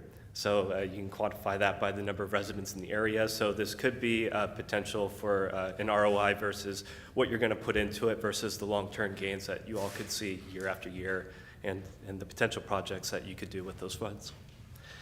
So we heard earlier that there's minor improvements to infrastructure. So this really is something that I think will be really be something to benefit. So if it's going to be a couple of years, I take the look at it the same way you plant nice landscaping or you plant a tree. You're looking ahead to see the fruits of your labor a couple years down the line and leaving a legacy and improving the community as well. And perhaps this is one of those ways too. So overall, I just think that this is going to be a positive impact and really not much cost tied to it. And I really hope that you would consider it. Thank you. Thank you, sir. Appreciate that. And I want to remind folks, we do already have two other quiet crossings in the city, the East Bailey Boswell crossing and also industrial as well. Those are both quiet zones.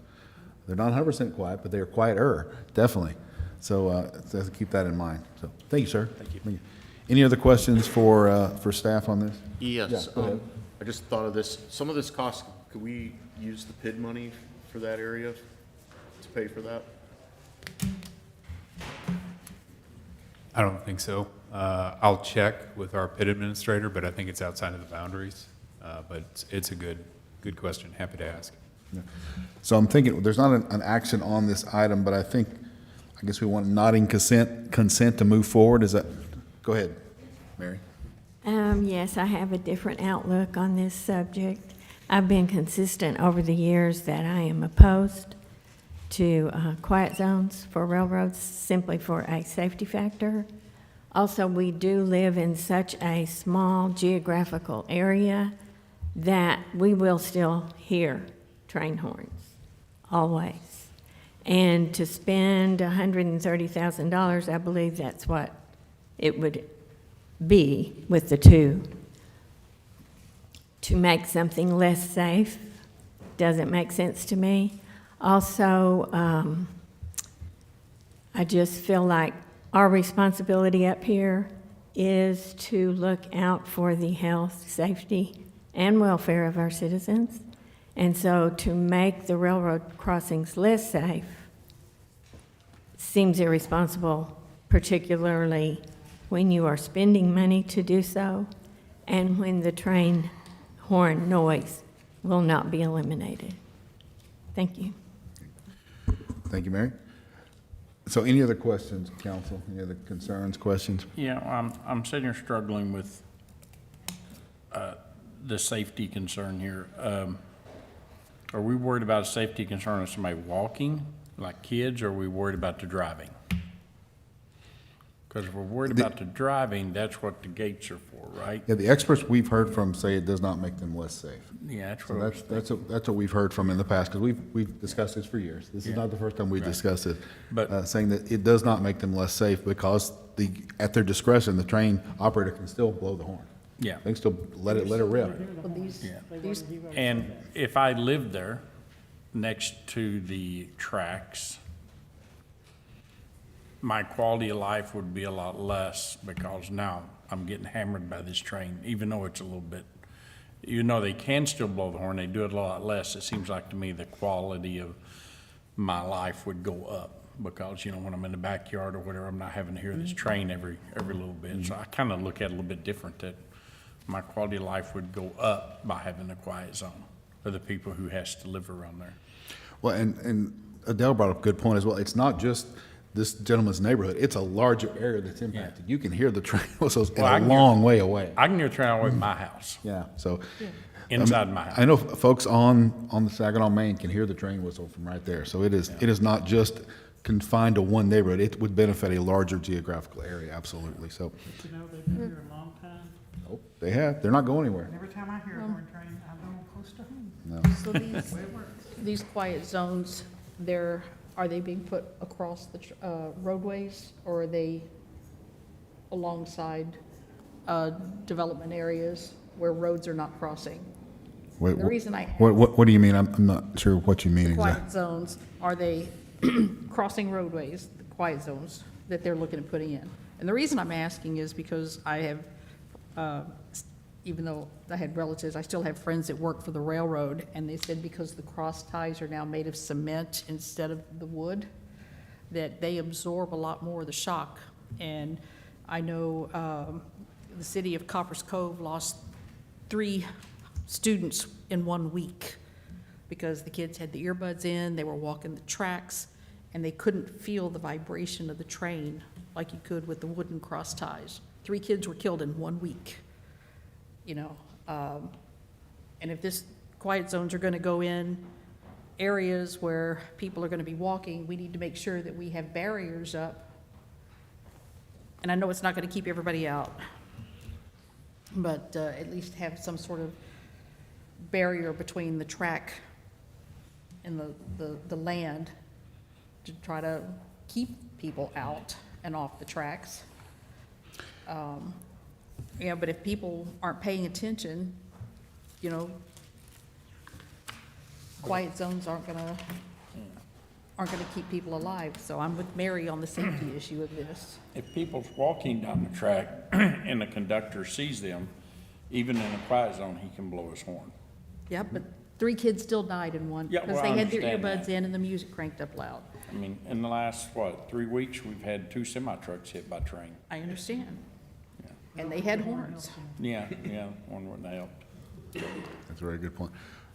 Brad, go ahead.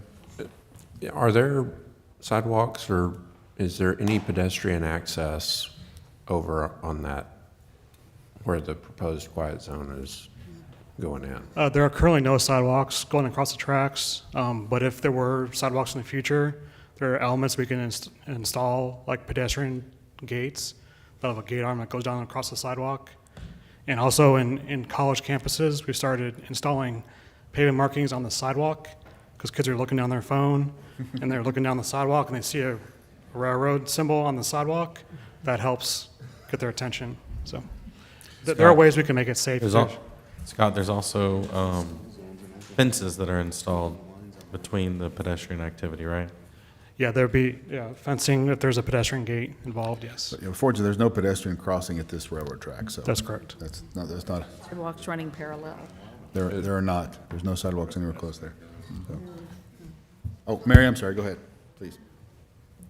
2 things. I did appreciate the comment about landscaping mitigating some of that noise. I think that's a great idea. And also, if a train engineer, I guess you call them, did see someone on the tracks, I don't believe, even if he saw them, he could stop the train in time. There's a long distance where a train has to take to be able to stop, so. All right, thank you, folks. So next step in this, are we looking for, staff looking for direction from council to move forward? Is that the ask out of this? Because we don't have an action item associated with this, it's just a discussion. So my thought would be, do we want to get a proposal and a proposed budget together for this and see if we want to move forward, bring that to council? Is that the way we typically will go? Yes, Mr. Mayor, that'd be the proper way for us. All right, let's do that. We'll take it one step at a time and see what we want to do next once we get a proposal with some dollars. Thank you, Mr. Arnold. Excellent summary. Next, 3F, discussion regarding short-term rental property regulations. Bryn Meredith. All right. Mayor and Council, Gabe mentioned to me that there was some concern raised by certain members of council about whether or not the city is collecting hotel occupancy taxes from short-term rentals that are located within the city.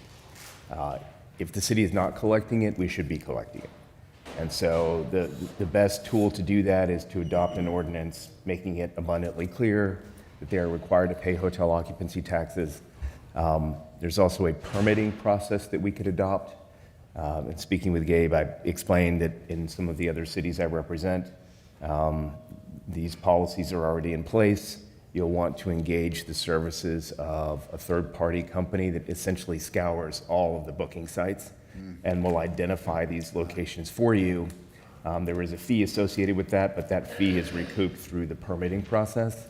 The sample ordinance that you have in the packet is one that I drafted for another community, a couple of other communities actually, and it establishes sort of an inspection process, minimum standards for the property since it is being leased out on a short-term basis, on a repeated basis. And so the same, you want to ensure that the life, health, and safety standards are in place for these properties.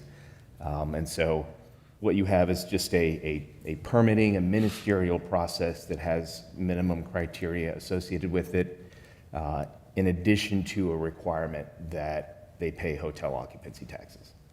So I'm happy to answer any questions. I will say that the legal landscape, and this is not something that I was asked to comment on, but I think it's part of the discussion.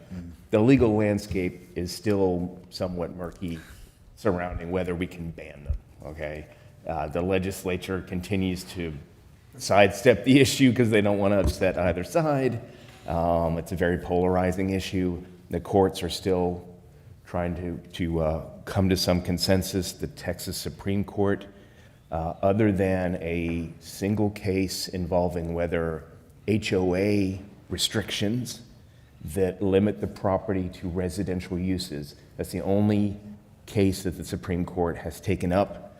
And the Supreme Court said that a deed restriction says you can only use your property for residential purposes does not prohibit short-term rentals within the community under the guise that it's a commercial activity.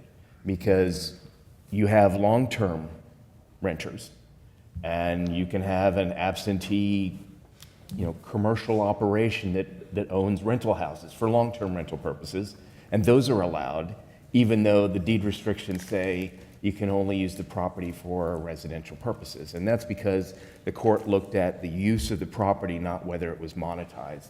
And the use of the property is people are residing there, albeit on a short-term basis.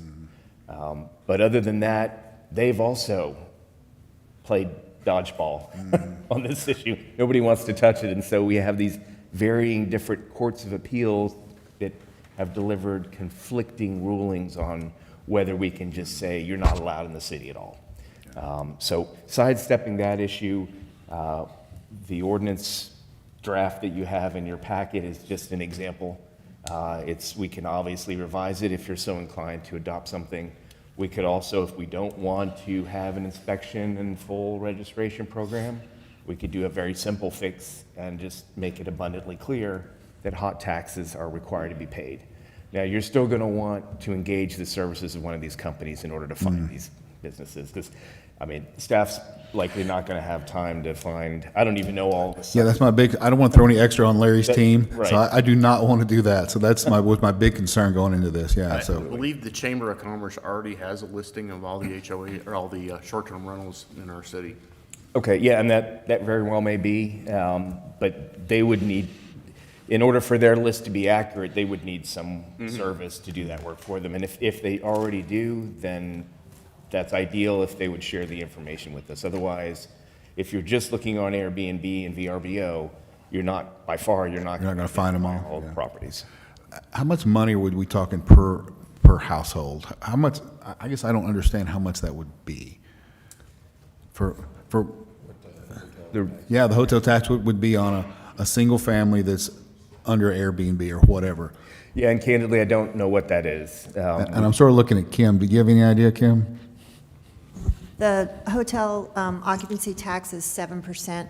We do have, so without the ordinance, we don't have any way to enforce it, but we do have voluntary, and I can't tell you what the address is, but there's one address that periodically remits motel tax rate currently. Oh, really? Voluntarily. So 7% of the gross, or? what Of is it? the rental rate. Yeah, the rental rate, okay, I see, all right. All right, council questions? Just one other comment. I was approached by a resident about this, and the house across the street from them is being used as an Airbnb. And they're telling them that they're going to have 15 people in there, and reading the example that you have of the ordinance, that would address that. I have a concern of 15 people living in a 4-bedroom house. Right. So you can have basic minimum life, health, and safety standards associated with these regulations. I thought we already had that. We already say in our single-family homes, you can't have 15 people in there, right? So there is limits under the code. I would prefer that act original, whether that's enforced, because people have guests, people have family that have to move in short term. I think that's Right. really. Yeah, I think that's going to be tricky. I don't know of any other city that actually limits the number of occupants for home occupancy. It doesn't have an occupancy limit like a commercial building would otherwise have. Interesting. And we often don't know. Candidly, Well, can we get that can we get that list from them to see how many short-term rentals we actually got, or we even think we got? Mr. Mayor. Yes, sir. Yes, on Vader. this side. Mayor, Council, good evening. Mayor Pro Tem Faligi said, the chamber, they're working on, give you all a little inside scoop, a DMO.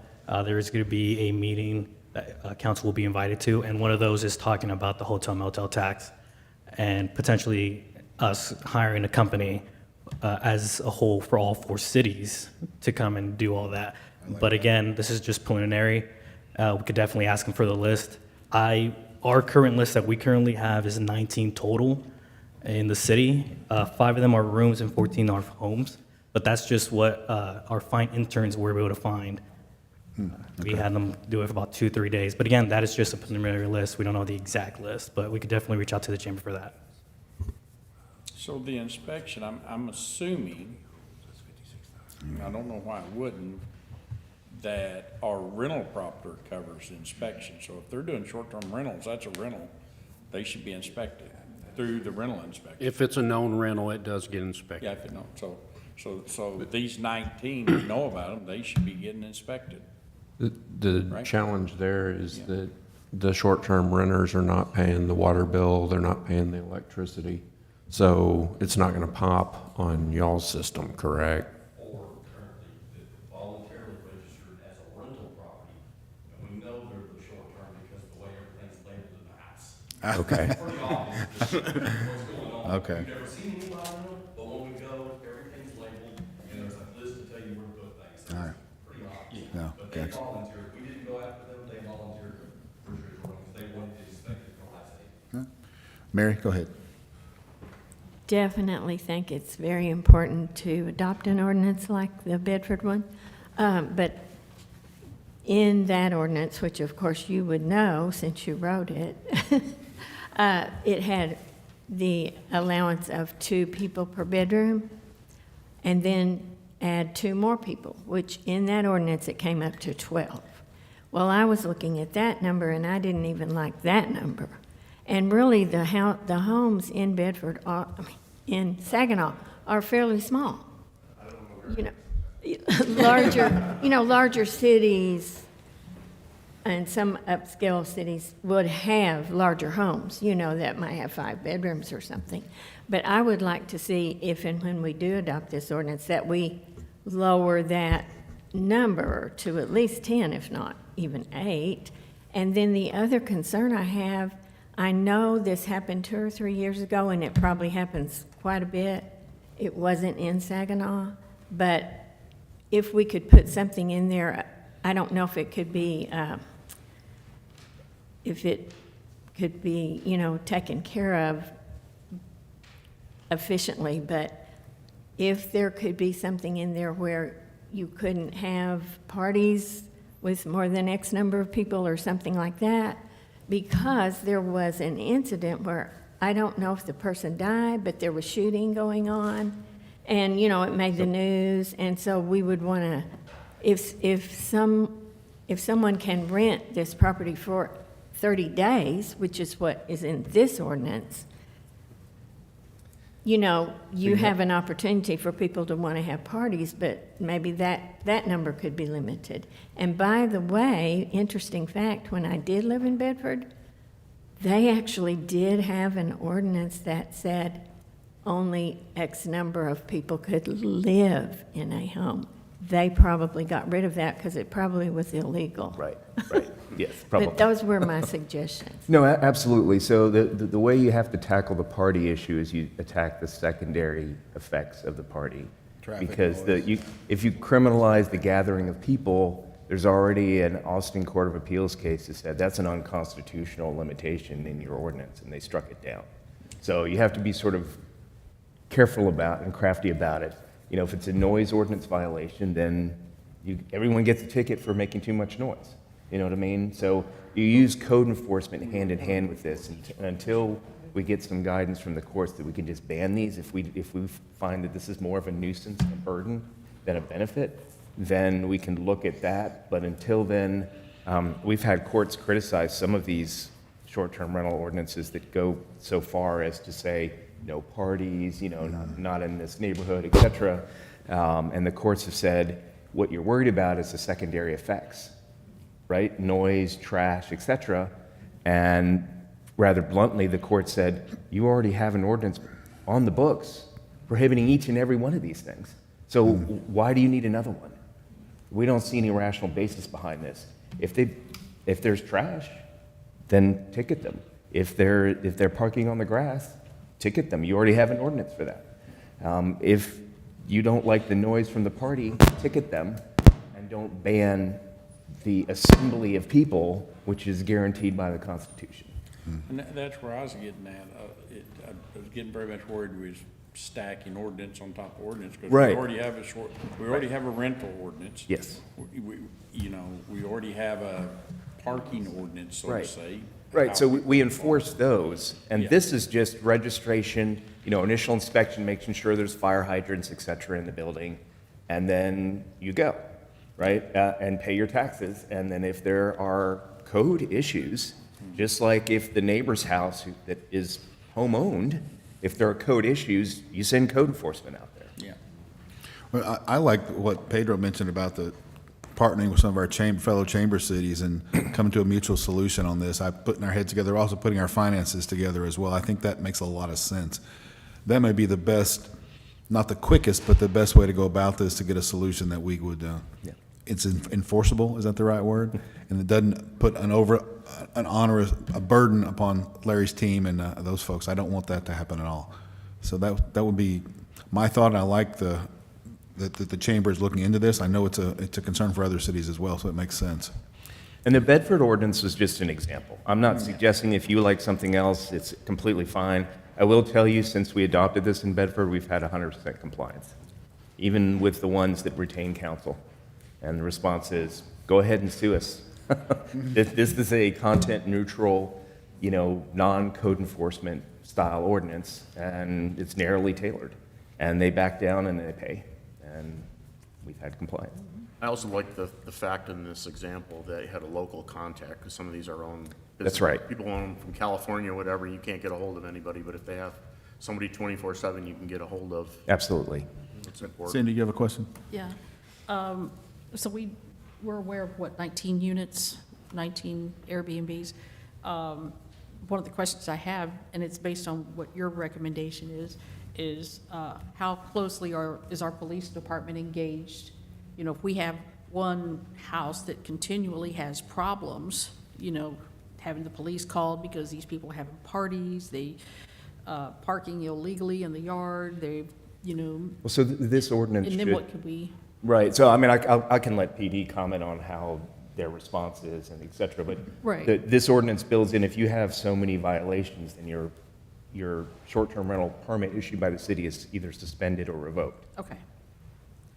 And I think that's good for people who didn't get a chance to read that ordinance to understand that. Right, so it's an educational opportunity, you have a couple of, you get a couple of chances, and then there's a consequence.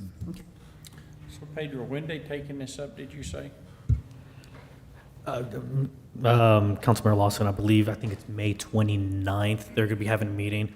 I will be sending out an email just because the invite has not been official, but May 29th, I'll be sending out an email to to the mayor and council, and we'll be able to, I believe we'll do 3, if not potential, we have to talk to Brent if we could potentially do a potential quorum outside of city limits. It's going to be literally on the Western Center, I believe.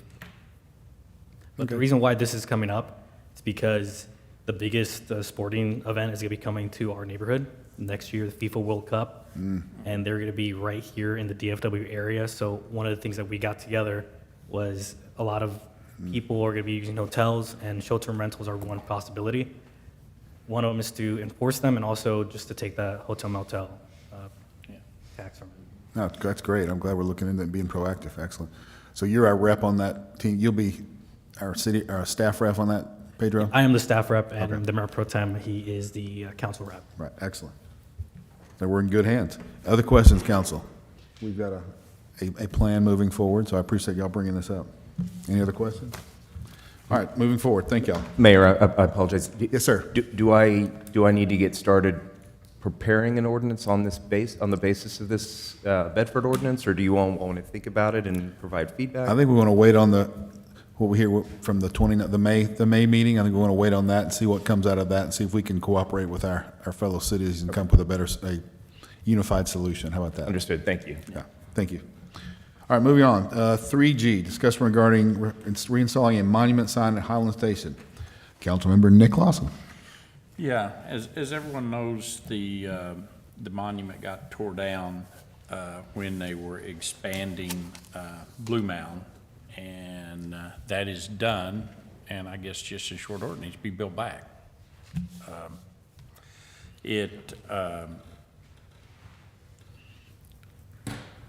I've heard that it can't be built back there because that's in a state easement. Well, we can just move it back to where it's no longer in the state easement. What do you want to, go ahead.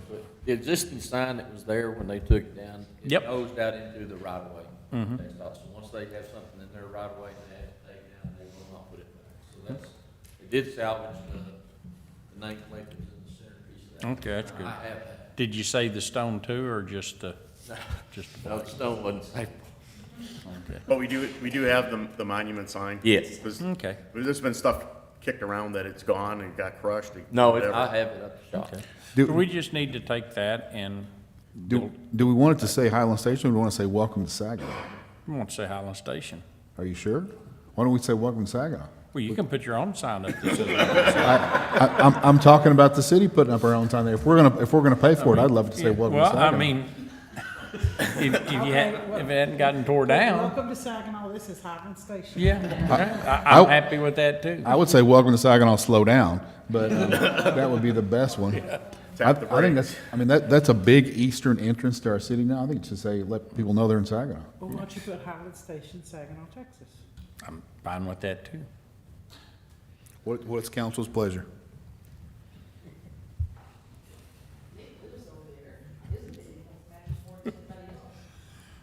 I mean, there was a sign there, it'd been there ever since I've lived there. I think we need to get Public Works to come up with it, or a committee to come up with a plan and a cost so we can act on it. Is this something that we could throw over to the beautification committee and let them look at it and say, all right, we're doing some community engagement, we're gonna ask around, see what people think? The beautification committee looked at it at the last, their thing, I actually listened to it, and they chose not to proceed forward. And actually, even in their meeting, I'll just state this because I watch it, not only did they say that they did not want to proceed forward, but they made it very vocal that they did not want the council to be spending their money. Don't know any other way to put it. So, with that being said, that's what was said at the beautification committee.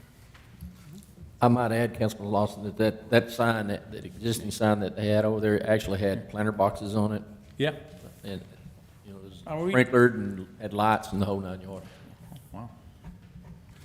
Yeah, I mean, I ain't saying it has to be exactly the same, but something similar. Yeah, something, yeah. And it don't have to be at that same, we can move it back, just like we had to move the school zone, right? It didn't work where it was at, it didn't make no sense to leave it there, we moved it to where it made sense. Same thing here. And it can say Saginaw. I wanted to say Saginaw. If we're paying for it, I want to say welcome to Saginaw, because that didn't used to be such a big entrance, an eastern entrance. Now it's a huge eastern gateway to our city. So I think it's important that most folks come in and don't even know where they are. We already got we kept the part that said Highland Station, so, Put yeah. Saginaw, Texas on one side and Highland on the other. Whatever the council, Underneath it, whatever the small council wants. letters, like 3 font. I mean, a Highland Station at 3 font, Saginaw at 100 font. So. Yeah. And probably located, I'm looking at a map now, west of Remington. So it's away from the intersection, kind of where the crosswalk and stuff is there now.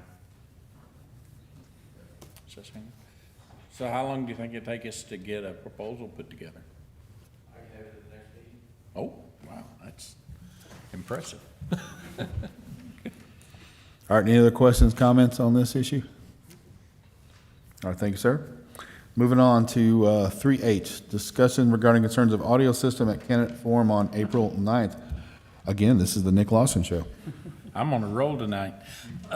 Yeah, I went to the candidate forum, and we got to do better. I mean, my hearing ain't real good. I could only hear about, I would say at best, 20% of what they were saying.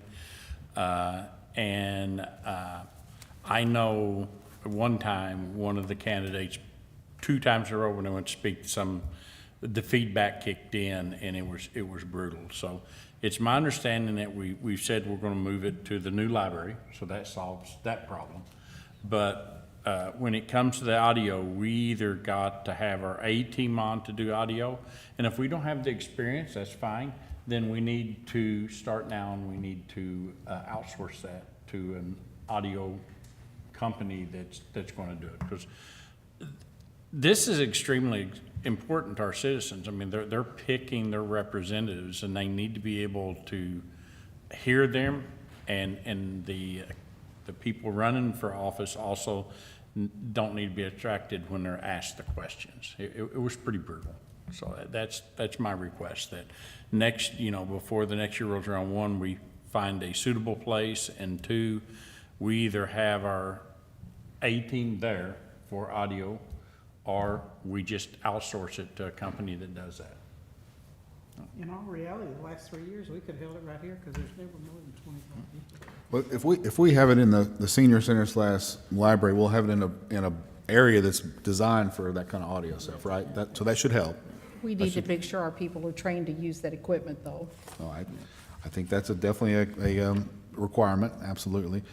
But if it's over there, it's gonna be a bigger room designed for audio, with the audio designed in mind, right? I'm not putting it right, but with an audio system built in that's for that, because a gymnasium is not designed for that kind of. Yeah. It's not the best place. It's all we have. That's what we had, so. And But you're right, next year will be a much better location. There's microphones that are, like, these are great mics because they don't pick a lot of ambient noise. The microphones that we had there pick up all kinds of ambient noises, and the air conditioning was a big part of it. When it kicked on, it would just amplify the humming and everything through it. And I will say that the employees that were there, Pedro and them, they did all they could in the situation. They went and they turned the HVAC off, which, that if we'd have been there much longer, that may have ran into a problem. And they tried as much as they could to work with the feedback, but there's only so much they could do at that spur of the moment. So that's why I'm saying, we either have that audio worked out to where we know we have somebody on staff that actually knows it, or else we just say, hey, this is not in our wheelhouse and let's outsource it. Good. That's it. That's all I got. Okay, excellent. I think we can duly noted. We'll make sure that we'll do better. 3I, discussion regarding citizen boards and commissions. Councilmember Cindy Bighorse.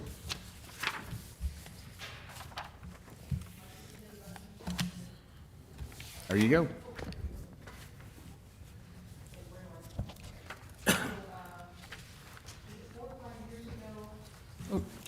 It was about 4 or 5 years ago, I can't remember, Councilmember Mary Copeland suggested that the council create a subcommittee to select and make recommendations on who we want to appoint to these boards and commissions. It was a brilliant idea, and as we were going through the selection process, we started to recognize things about these boards and commissions that needed to be addressed. So this subcommittee to the council has continued on since then, and I think they do really good work. And this year, it's Mayor Pro Tem Paul Falegi and Councilmember Brack St. Clair and myself that's on this committee. Let's see if I got the, So we did a lot of discussion over the last several months, and we finally decided these are our key objectives this year before we make our appointments. One, we want to let the citizens know what are our active boards. We also have some on-call boards. We want to look at standardizing the boards and commissions. We have some new board recommendations. We want to talk about a volunteer appreciation event and the next steps. So at the moment, we have 8 active boards. That's the Animal Shelter Advisory Committee, the Building Board of Appeals, and that one needs to be put onto our application. I didn't see it on the online application. We have Keep Saginaw Beautiful, the Library Board, Parks Advisory Board. That's also one of many of its names. We have the Planning and Zoning Committee, plus those people are also on the capital improvement projects. We have our new Traffic Advisory Board and the Zoning Board of Adjustments. We also have on-call boards. We activate them when the need arises. This, at least during my term on City Council, we've used the Citizen Bond Committee twice. These are just short-term services. Also, the City Charter Review Commission, and we probably need to bring them back here in the very near future. Diversity and Inclusion was a board that we created a few years ago, and it just never gained any traction. So rather than dissolving it completely, we just, did not appoint anybody to it. It's just kind of sitting there waiting for an opportunity for it to come back. And one of the things I wanted to mention at the beginning is that these boards, like I said, are citizens, and they serve the city council much like the staff does. The city staff uses the tax dollars, and these boards use the water bill donations. Some of them use the water bill donations, but they serve directly to the city council. So as far as standard, and you guys can correct me if if you need to. Some of the items that we're looking at in standardizing the boards is creating a single ordinance for the governing guidelines. As we were looking through the different ordinances, a lot of them had the same information, but it was probably worded a little differently in different orders. Made it a little difficult for us to go through and understand. So if we can have just one governing ordinance, things like post-meeting notices and the agenda is 72 hours before the meeting, just like we do with the city council. This makes this information available to the public, and the public can come sit in and participate in these meetings. We need to post the approved minutes no more than a week after that meeting. And we have a web page for each of those boards and commissions.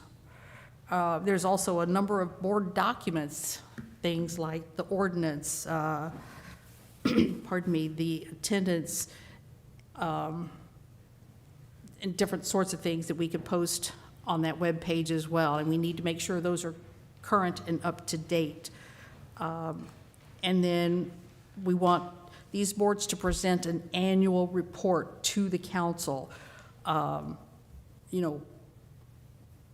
Who are your officers? What is your objective? Brax Sinclair did a great presentation right before he left the Parks Board. What is your budget? What are your projects, for the future? What issues do you have that the council can help you with to resolve, to perhaps, energize your board members to keep them coming, because a lot of them are canceling their meetings because they don't make quorum. Once we get that together, then we want to look at streamlining the individual ordinances for each of those boards. So take out the redundant information that would be in those governing guidelines. And then we would like for council members to serve alongside city staff as the liaisons. Here's some examples of the web pages. This is the home page for the boards and committees. This is just a little snapshot, part of that. But we would like to see templates for agendas, minutes, attendance, and the annual report on this page, so those different groups can reach out and use those to prepare for their meetings. Animal Shelter has a really great web page. You can see here they have their purpose and their meeting. They have ordinance and attendance, and then they have their minutes and agendas. And I'm assuming that they did not hold a meeting in January because they don't have any minutes here. Keep Saginaw Beautiful also has a really nice web page. Theirs is completely different than the animal shelter. Again, they have a lot of the information that we're looking for. What I didn't grab in here is the left-hand menu that has a lot of their projects. They've got pictures, they have stories of what they're doing, and then they have all their documents in that side menu. But they also have so these are really two examples of very good boards and how they keep the public informed on what they're doing. Some of our proposals is that we have 5 different areas where people can make donations through the water bill. At the moment, there is a board representing each of those donation areas with the exception of the senior citizens. So our recommendation is to, and this is just a placeholder, we don't have to use this, terminology, is a Silver Nation board.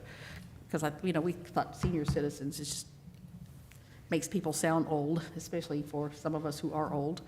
But we're looking, the possibility of 5 members, 2 alternates. In addition to being registered voters, they need to live in the city for 6 months.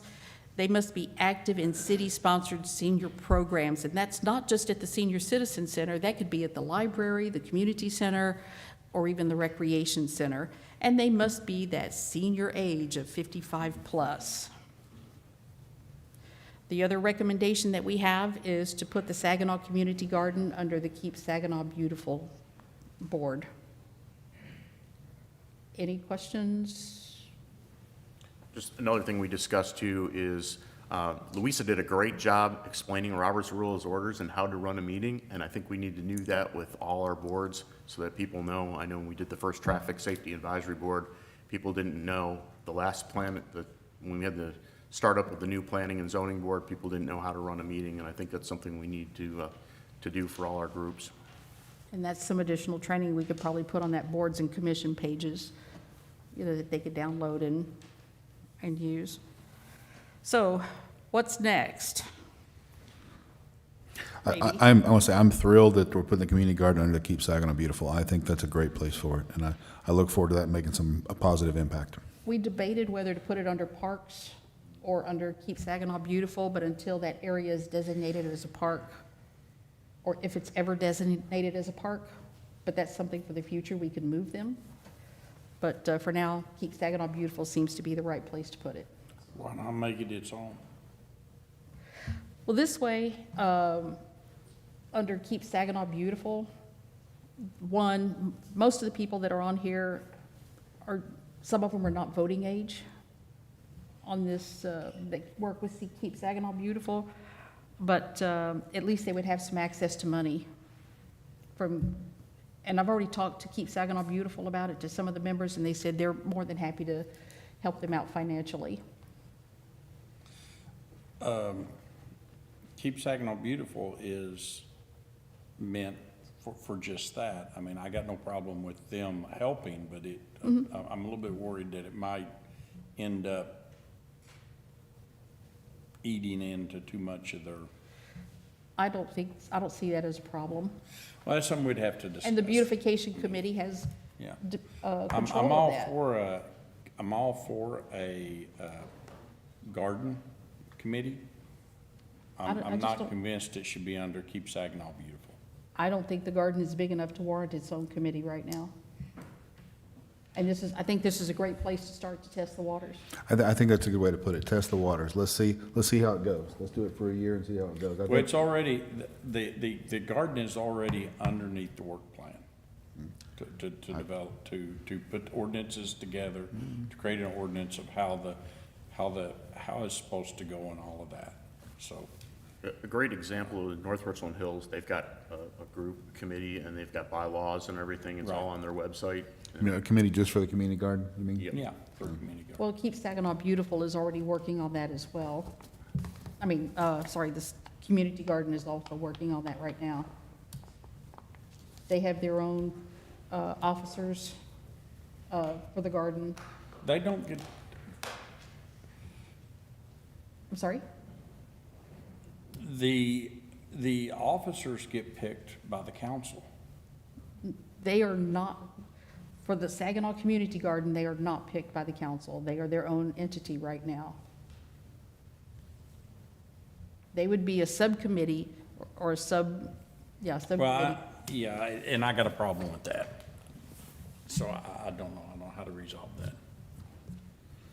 I mean, we're not doing anything illegal, are we? I mean, it's city property, it's not city, it's the people's land. And every other committee reports back to council. Council actually assigns the people to be on every single one of those committees. So somebody would have to explain to me why this garden doesn't follow the same rule. Well, if we put them under Keep Saginaw Beautiful, then they would report to Keep Saginaw Beautiful. And I don't think they should fall under Keep Saginaw Beautiful. I'm just, one, we can take a vote on that later, or even today if it's on the council, but I'm against it. See, I want them to be under the auspices of the city somehow, and I think this is a good way to sort of dip their toes in the water. Is that sort of how y'all looked at it? Yes. Yeah, so that's sort of what my thought as well, because I know there's concern with community garden. They don't want too much, I don't want to say oversight's the wrong word, but, you know, the city meddling in their business, but I do want it, have some oversight with the city since it is on, as you mentioned, it's on city property. We want it to look nice. We absolutely want, I think that's one of our big Right. concerns. We all want it to look really good and be a, asset for the community. And I think this is maybe a good, as you said, first step, to get in it and see how it goes. I think this is a step in the right direction. Maybe not the final solution, but that's okay. No, and we don't see this as the final Okay, solution. yeah. But, I mean, you know, they'll be working with Keep Saginaw Beautiful. This was started by a 7-year-old girl. And then it kind of fizzled out a little bit because the people that said they were going to help did not. And then it just kind of went under the wayside, and then a high school sophomore picked it up. So this has been picked up by students, people who are not even close to voting age, wanting to do something positive as kids for the city to make a positive impact. Oh, I don't think there's anything in our bylaws that says that a non-voting underage person, can't be on a council, committee. Actually, There is. they have to There be is, voting yeah. age. Well, we'll They just have have to to be change registered that. voters. That's the concern. I think that's sort of your compromise, right, Cindy, is to put them under Keep Saginaw as a Right. subcommittee, so you can't have students on there. Because we do have Well, students. we just on there. change the rule. I mean, it's our rule, we can change that. Would each board have to have we have the snippet in there that says they have to be voting age or registered to Registered vote voters. in the city of Saginaw. Is there any sort of legal requirement for an advisory board to have that language as a part of the No, not a ordinance? true, pure advisory board. I mean, and one that you all create and you can set the rules. So you don't have to have that requirement in there if you would like to remove it. 'Cause they don't have any decision-making authority as a Right. purely advisory board. So Right. that, you can't touch P and Z or Board of Adjustment, those all, you don't want, minors on those important decision-making boards, but other than that. Right, that's why we have the Mayor's Youth Council is an advisory committee, or whatever they call it, so. Right. And maybe we should, I'm sorry, Mary. I was just about to say, maybe we should take this as an opportunity on some of the other boards, the Park Advisory Board. Would there be any issue with allowing a sophomore or a junior to come on, to volunteer for a board that serves in an advisory capacity? I see it as a huge plus, as getting more engagement at an earlier age, letting them learn about civics and kind of get involved in the system. Maybe we use this as an opportunity to treat each of those advisory boards and see if we should just go ahead and remove that requirement for the underage. Or you could population. designate a certain number of spots That's what I was going to say. yeah. rather Yeah. than, Have a junior A youth member or slot. something, yeah. correct. That makes a lot of sense, to have a dedicated slot just for youth or for student. Mary, go ahead. So, yes, I think that's a great idea, and I think the Mayor's Youth Advisory Council would jump on that. They're very involved students, and I think they would love it. And if we're finished talking about the community garden, I wanted to talk about the water bill donations. Go ahead. Go. Kim, you can help me with this. The senior center does receive donations from the water bill, does it not? Because I do donate to them. Senior citizens. It is a voluntary, you can request to have that on your monthly bill. It's a very small amount compared to the library, parks, and beautification. And that was one of the reasons why we thought maybe if we had a board to oversee that and we could advertise it more, then maybe more people would sign up for it. Yeah, that's good. Okay. So what's next? Okay, so a volunteer appreciation, we'd like to introduce this idea. We would like for the city to host an annual volunteer appreciation dinner and perhaps give them a gift, maybe, these Yeti cups that everybody has too many of or something else along that line. And not just for the boards and commissions, but all these groups that volunteer for the city, like CERT, CPA, and even the big event. We would like to see articles printed in the city quarterly newsletter and even on social media, just because that generates interest. And, the Keep Saginaw Beautiful Board is now down to 3 members out of 7, The city of Fort Worth does a monthly volunteer newsletter that goes out. So, But, we don't have to have a volunteer newsletter, but just a section where we talk about our volunteers. And then we thought it would be a nice idea for each of these boards and commissions to have a shirt of some sort, T-shirt, polo shirts. Maybe each group have a different color. That would be up to them to decide, but at least have the city logo and the board and maybe their name printed on the shirt. I know it's a little bit of an expense, but these people are true volunteers.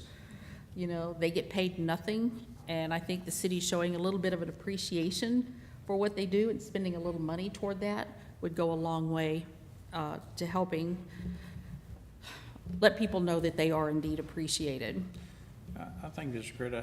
I was told that before COVID, we had an appreciation dinner. We've had a We few, did, and we've yeah. had a few, but we don't do it consistently every year. And that's why we're saying do this every year. Yeah, I agree. That's what's in the notches. So, and the shirts also, like we have, say, Training Grain, for example, if everybody has their designated colors that's on it. If somebody's there and wants to ask somebody a question, they know who to go to. that or even at the farmer's market or, any events that we have. And again, when people wear uniform type clothing, they work a little better together, and maybe that will help bring these boards and commissions together. And so what's next? Well, we're still working on the governing guidelines for the boards and commissions ordinance, and I think Brack's close to getting ready to send that in to Bren. We need to create a new senior citizen board, and once that's approved, we'll need to update the application again. And since those appointments are coming up, it'd be great to start advertising this.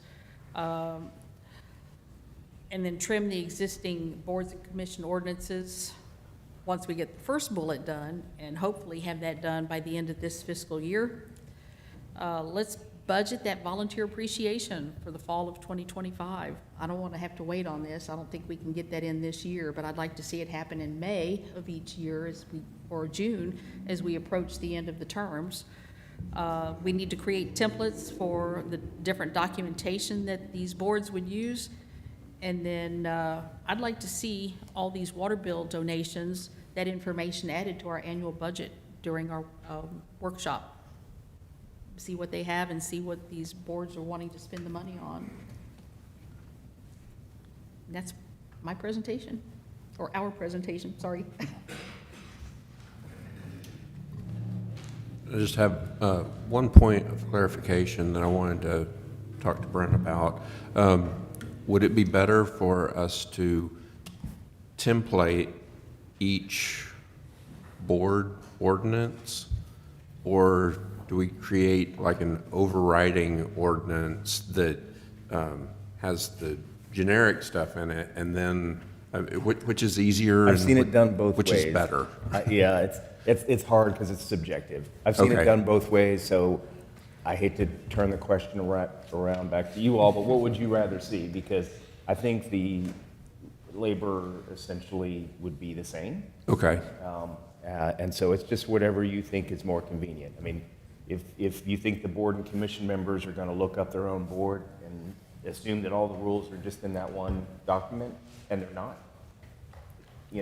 then that could be confusing. But otherwise, alternatively, it could be more efficient to say, these are the general rules for everybody, and then here's your subset of specialized rules for you. So Yeah. whatever you think might be more well-received by the board members, and for convenience for you all.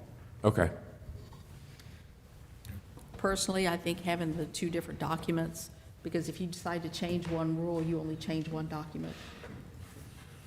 And then you could put both of those documents on their webpage. And would this just be for the advisory boards? In other words, if we start messing with P and Z and ZBA, and we're going to just do one document, you're going to potentially run into issues.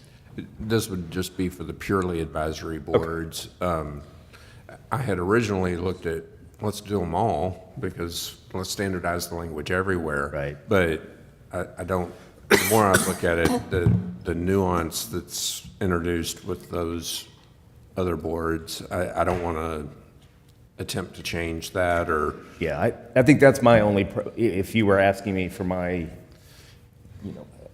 suggestion, I would leave P and Z and Board of Adjustment alone and let them have their own, all the rules are there.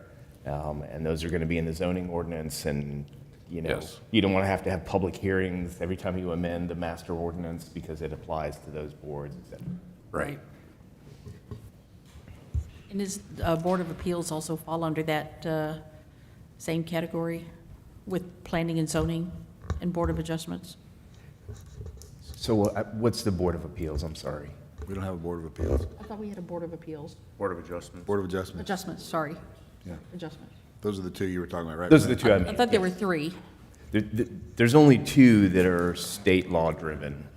Now, you do have the Animal Control Advisory Committee, but they don't, it's okay, it's still an advisory committee, and we can address their specific quirks under state law, like they have to meet 4 times a year, and they have to have this following type of members. That can be in their specialized ordinance, but they can still be required to adhere to all the other requirements as all other advisory boards. Can I speak to something about the diversity and inclusion committee? You can if you want to, sure.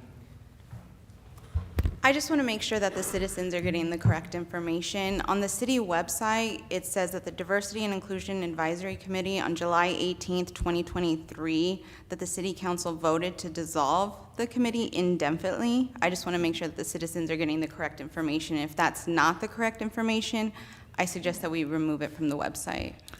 That's my recollection, I believe. Yep, that's what happened last year.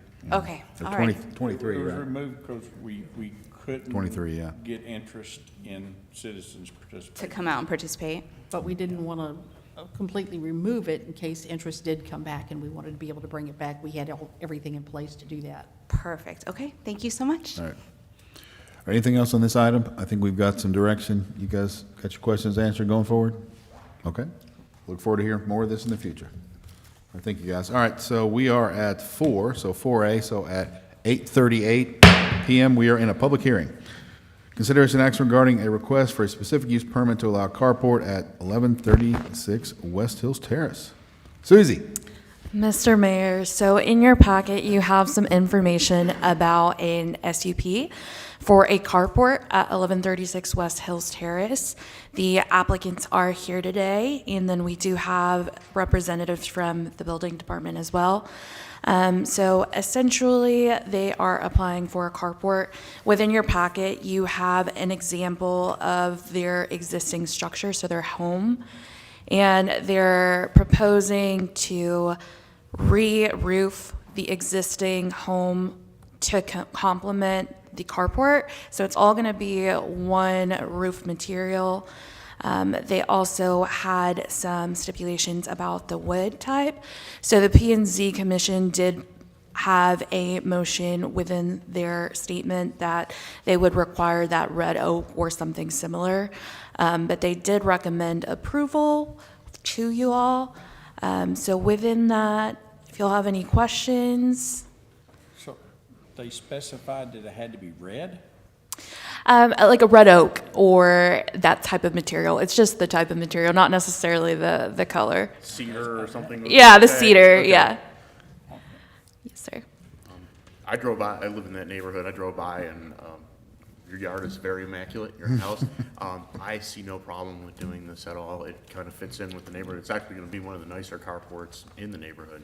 All right, I have some comments. You want me to read these right now, Suzie? Yes, sir. 'Cause For the, Suzie put a if you note, open said, the please public read. hearing. Mayor, please read, do not forget. So I'll read. These are from Can we say name and address on them as well? Do I put that for the record? Yes, Okay. please. See, Susie knows all. I have one from Harry Hughes, I believe. It's hard to read. 1149 West Hills Terrace. He says hailstorms, and he is in favor. Thumbs up. That's Texas. it. That's all it said. I'm just saying. Tom and Norman Rangel. He said, I guess, I'm just reading. Tom and Norma Rangel, 1121 West Hills Terrace. If they're in favor, his cars are parked in the driveway and he can use a carport. And one more. Benson and Julie Scott, 1145 West Hills Terrace. They are in favor. Said, by all means, build it, exclamation point. Carports are very necessary in north central Texas for hail protection and the hot sun protecting your vehicles. So they're in favor. And that's the three I have. So for the record, they're in the record now. Okay. Thank you, Mr. Mayor. With that, I do have the applicant here, so if y'all have any questions or if you want them to provide a quick synopsis, then I would invite them to come. If anything y'all want to say, you don't have to, but if you want to, you're welcome to speak at this time. And thank you for staying late. We appreciate you staying up late for us. I applaud you guys for trying to address some the concerns of that housing development. That was really good. When we wanted to do this, my wife and I, we hired a local, i.e. Saginaw business. Stands to reason that the employees are also, at least most of them or some of them are, they live in Saginaw. So that's a small way for us to give money back to the community. I'm a road builder and bridge builder and railroad builder and all that kind of stuff, heavy civil kind of guy, and I've worked all over the country. And when I've worked in remote areas, I've always tried to make sure we hired local. We put the money back in the community because it just makes things better. While hail damage and heat is nice, we were very careful on the aesthetic factor. That's, big on us. I think in the package there's a sample of what we're doing. Because I am an evil contractor, or used to be an evil contractor, I know the concerns of the building department. I've advised them if they have any issues, call me, and then he's not gonna like me, because I don't cut corners. He's only gonna get paid once to do it. That's a very good example of what we're gonna do up on the board right now. So between the two of us and the building department, we're gonna make sure this gets constructed correctly. Sounds great. Thank you, sir. Any questions for this gentleman before he sits down? Good. All right. Thank you, sir. Appreciate it. Any other questions, council? Questions, comments, concerns? This is a public hearing, so I will invite anyone else from the audience who wishes to speak at this time. You're allowed to approach the microphone and speak. If not, then at 8:43, I take us out of a public hearing, and I'll entertain a motion. Mayor, I make a motion that we, We're all jumping on it. Let's go. Ladies first. Mayor, I make a motion that we approve as presented on the agenda for the carport. Brack, second. Please cast your votes. Ooh.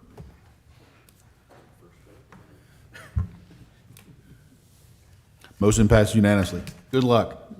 Thanks for staying late. We appreciate it. Good luck with your project. Can't wait to see how it turns out. All right, moving to item 5A, consideration action regarding approval of proposed employee suggestion program submittal and recommendation. Fire Chief Doug Spears and Human Resource Director Melanie McManus. Who's going first? Chief? Yes, sir. Thank you, Mayor and Council. Proud to announce the first employee-driven initiative brought forward from the Employee Suggestion Program Committee is from the Building/Code Department. It's the door hanger program. I believe you received some information about that. That program creation initiative involves 4 staff members. We have 2 of them here with us.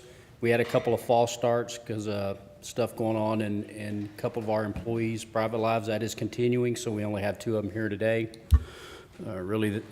CBO Larry Little, Code Compliance Manager Jeremy Robertson, Code Compliance Officer Michelle Emmett, who's here, and the Permit and Customer Service Supervisor Deborah Thomas.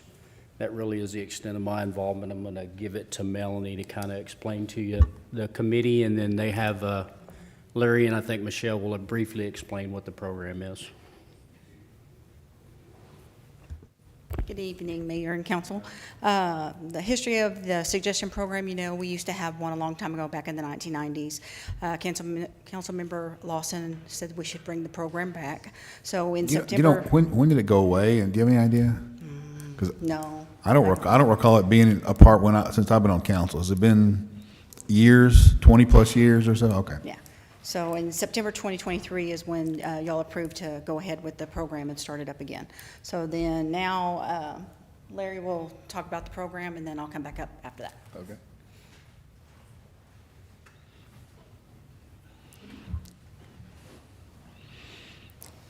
Welcome, sir.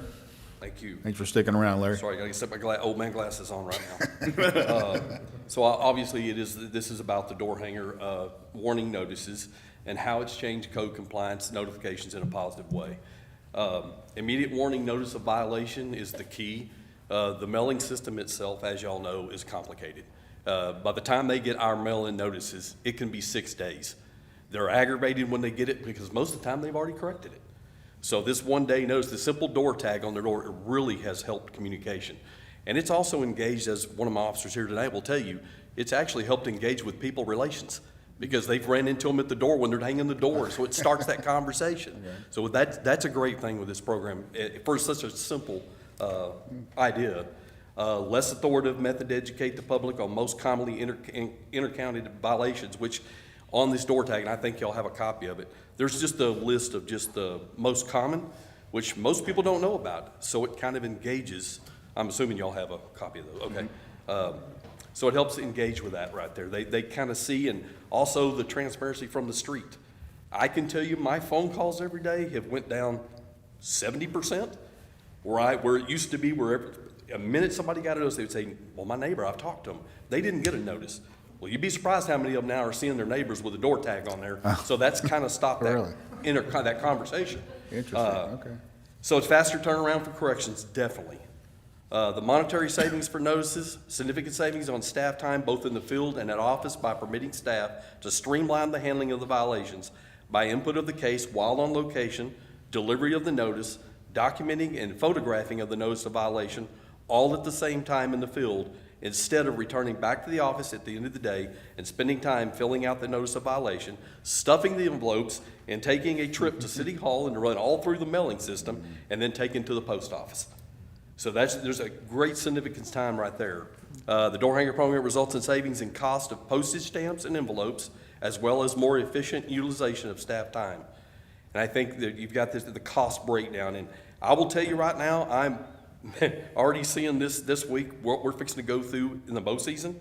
It looks like we're going to have one of those years where there's going to be high grass violations. It goes one year you don't have many, and I can tell you it's already started. So when I say 3,000 door hangers, I'm probably selling ourselves short. And I've been notified by staff, we're going to go more than that. Probably so. Wow. And that can change year to year. So the 3,000 door hangers, the cost of those door hangers were 7 cents a piece. So just using that 3,000 would be $210 for the door hanger cost. Previous method using USPS postage is 3,000 envelopes with postage is 87 cents for the postage stamp in the envelope, which is $2,610. That's a savings of $2,400 annually, just in that cost there. Or more than 90%. Or absolutely, yes. And I can tell you, I'm selling myself short. I can tell. And not including all your time as well, you and your staff's time. Well, and again, I've come up with the best we can, but until this runs for longer than 6 months, that's where we're at right now.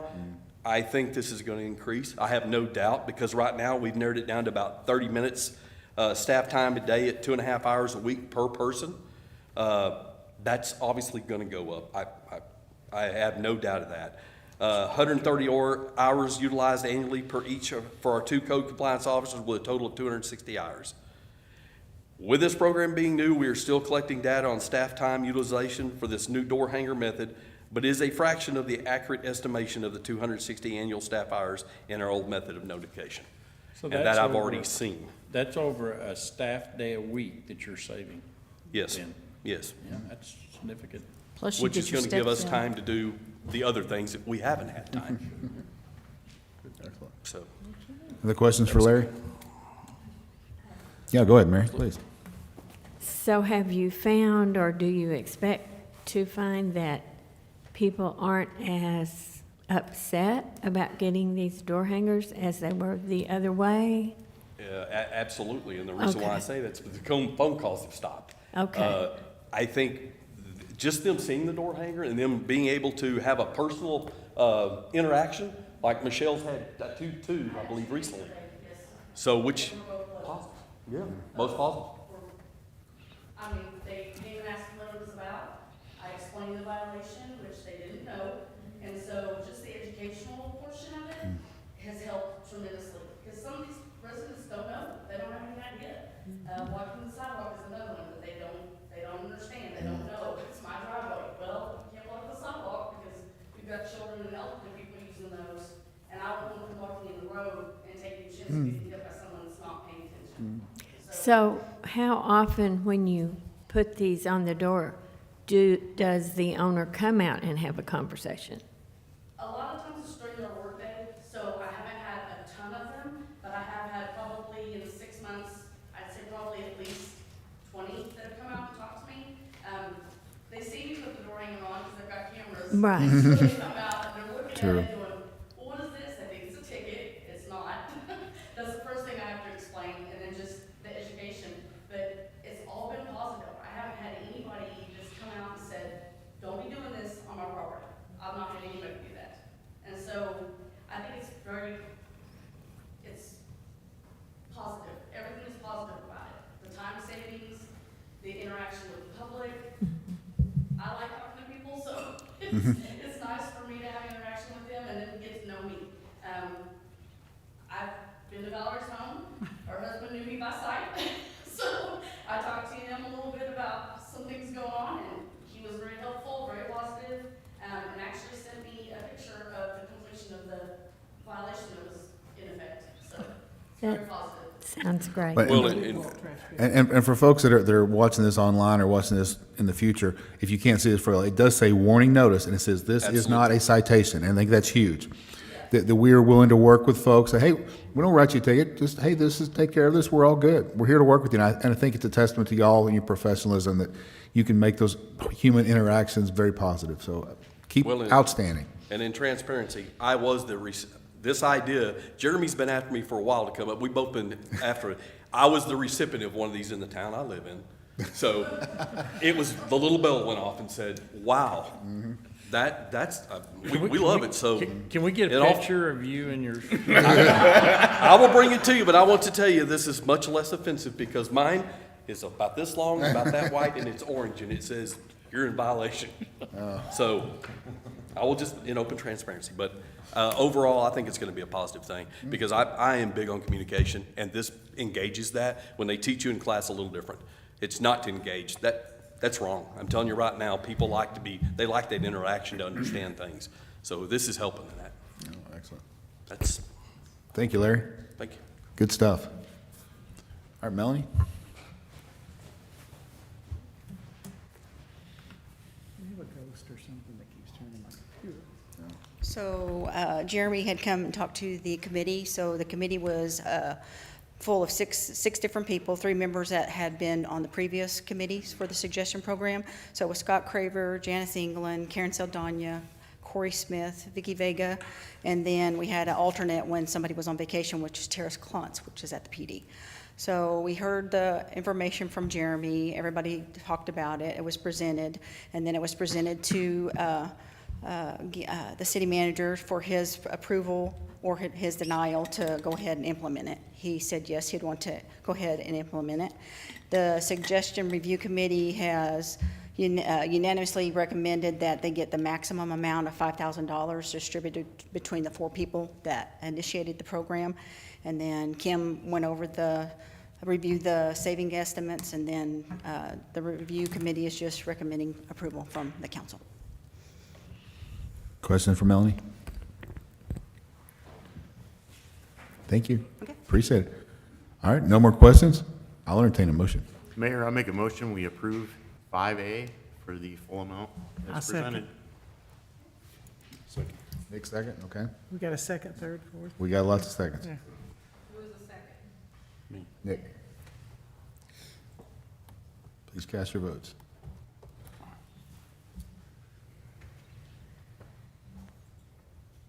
Motion passes unanimously. Thank y'all. Let's see more of those. Bring them on. Let's go. I want to see a bunch more. A great start.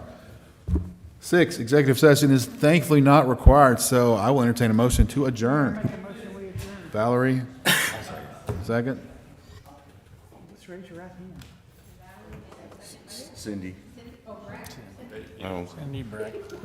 Just pick one. Somebody please second that. I'm getting angry.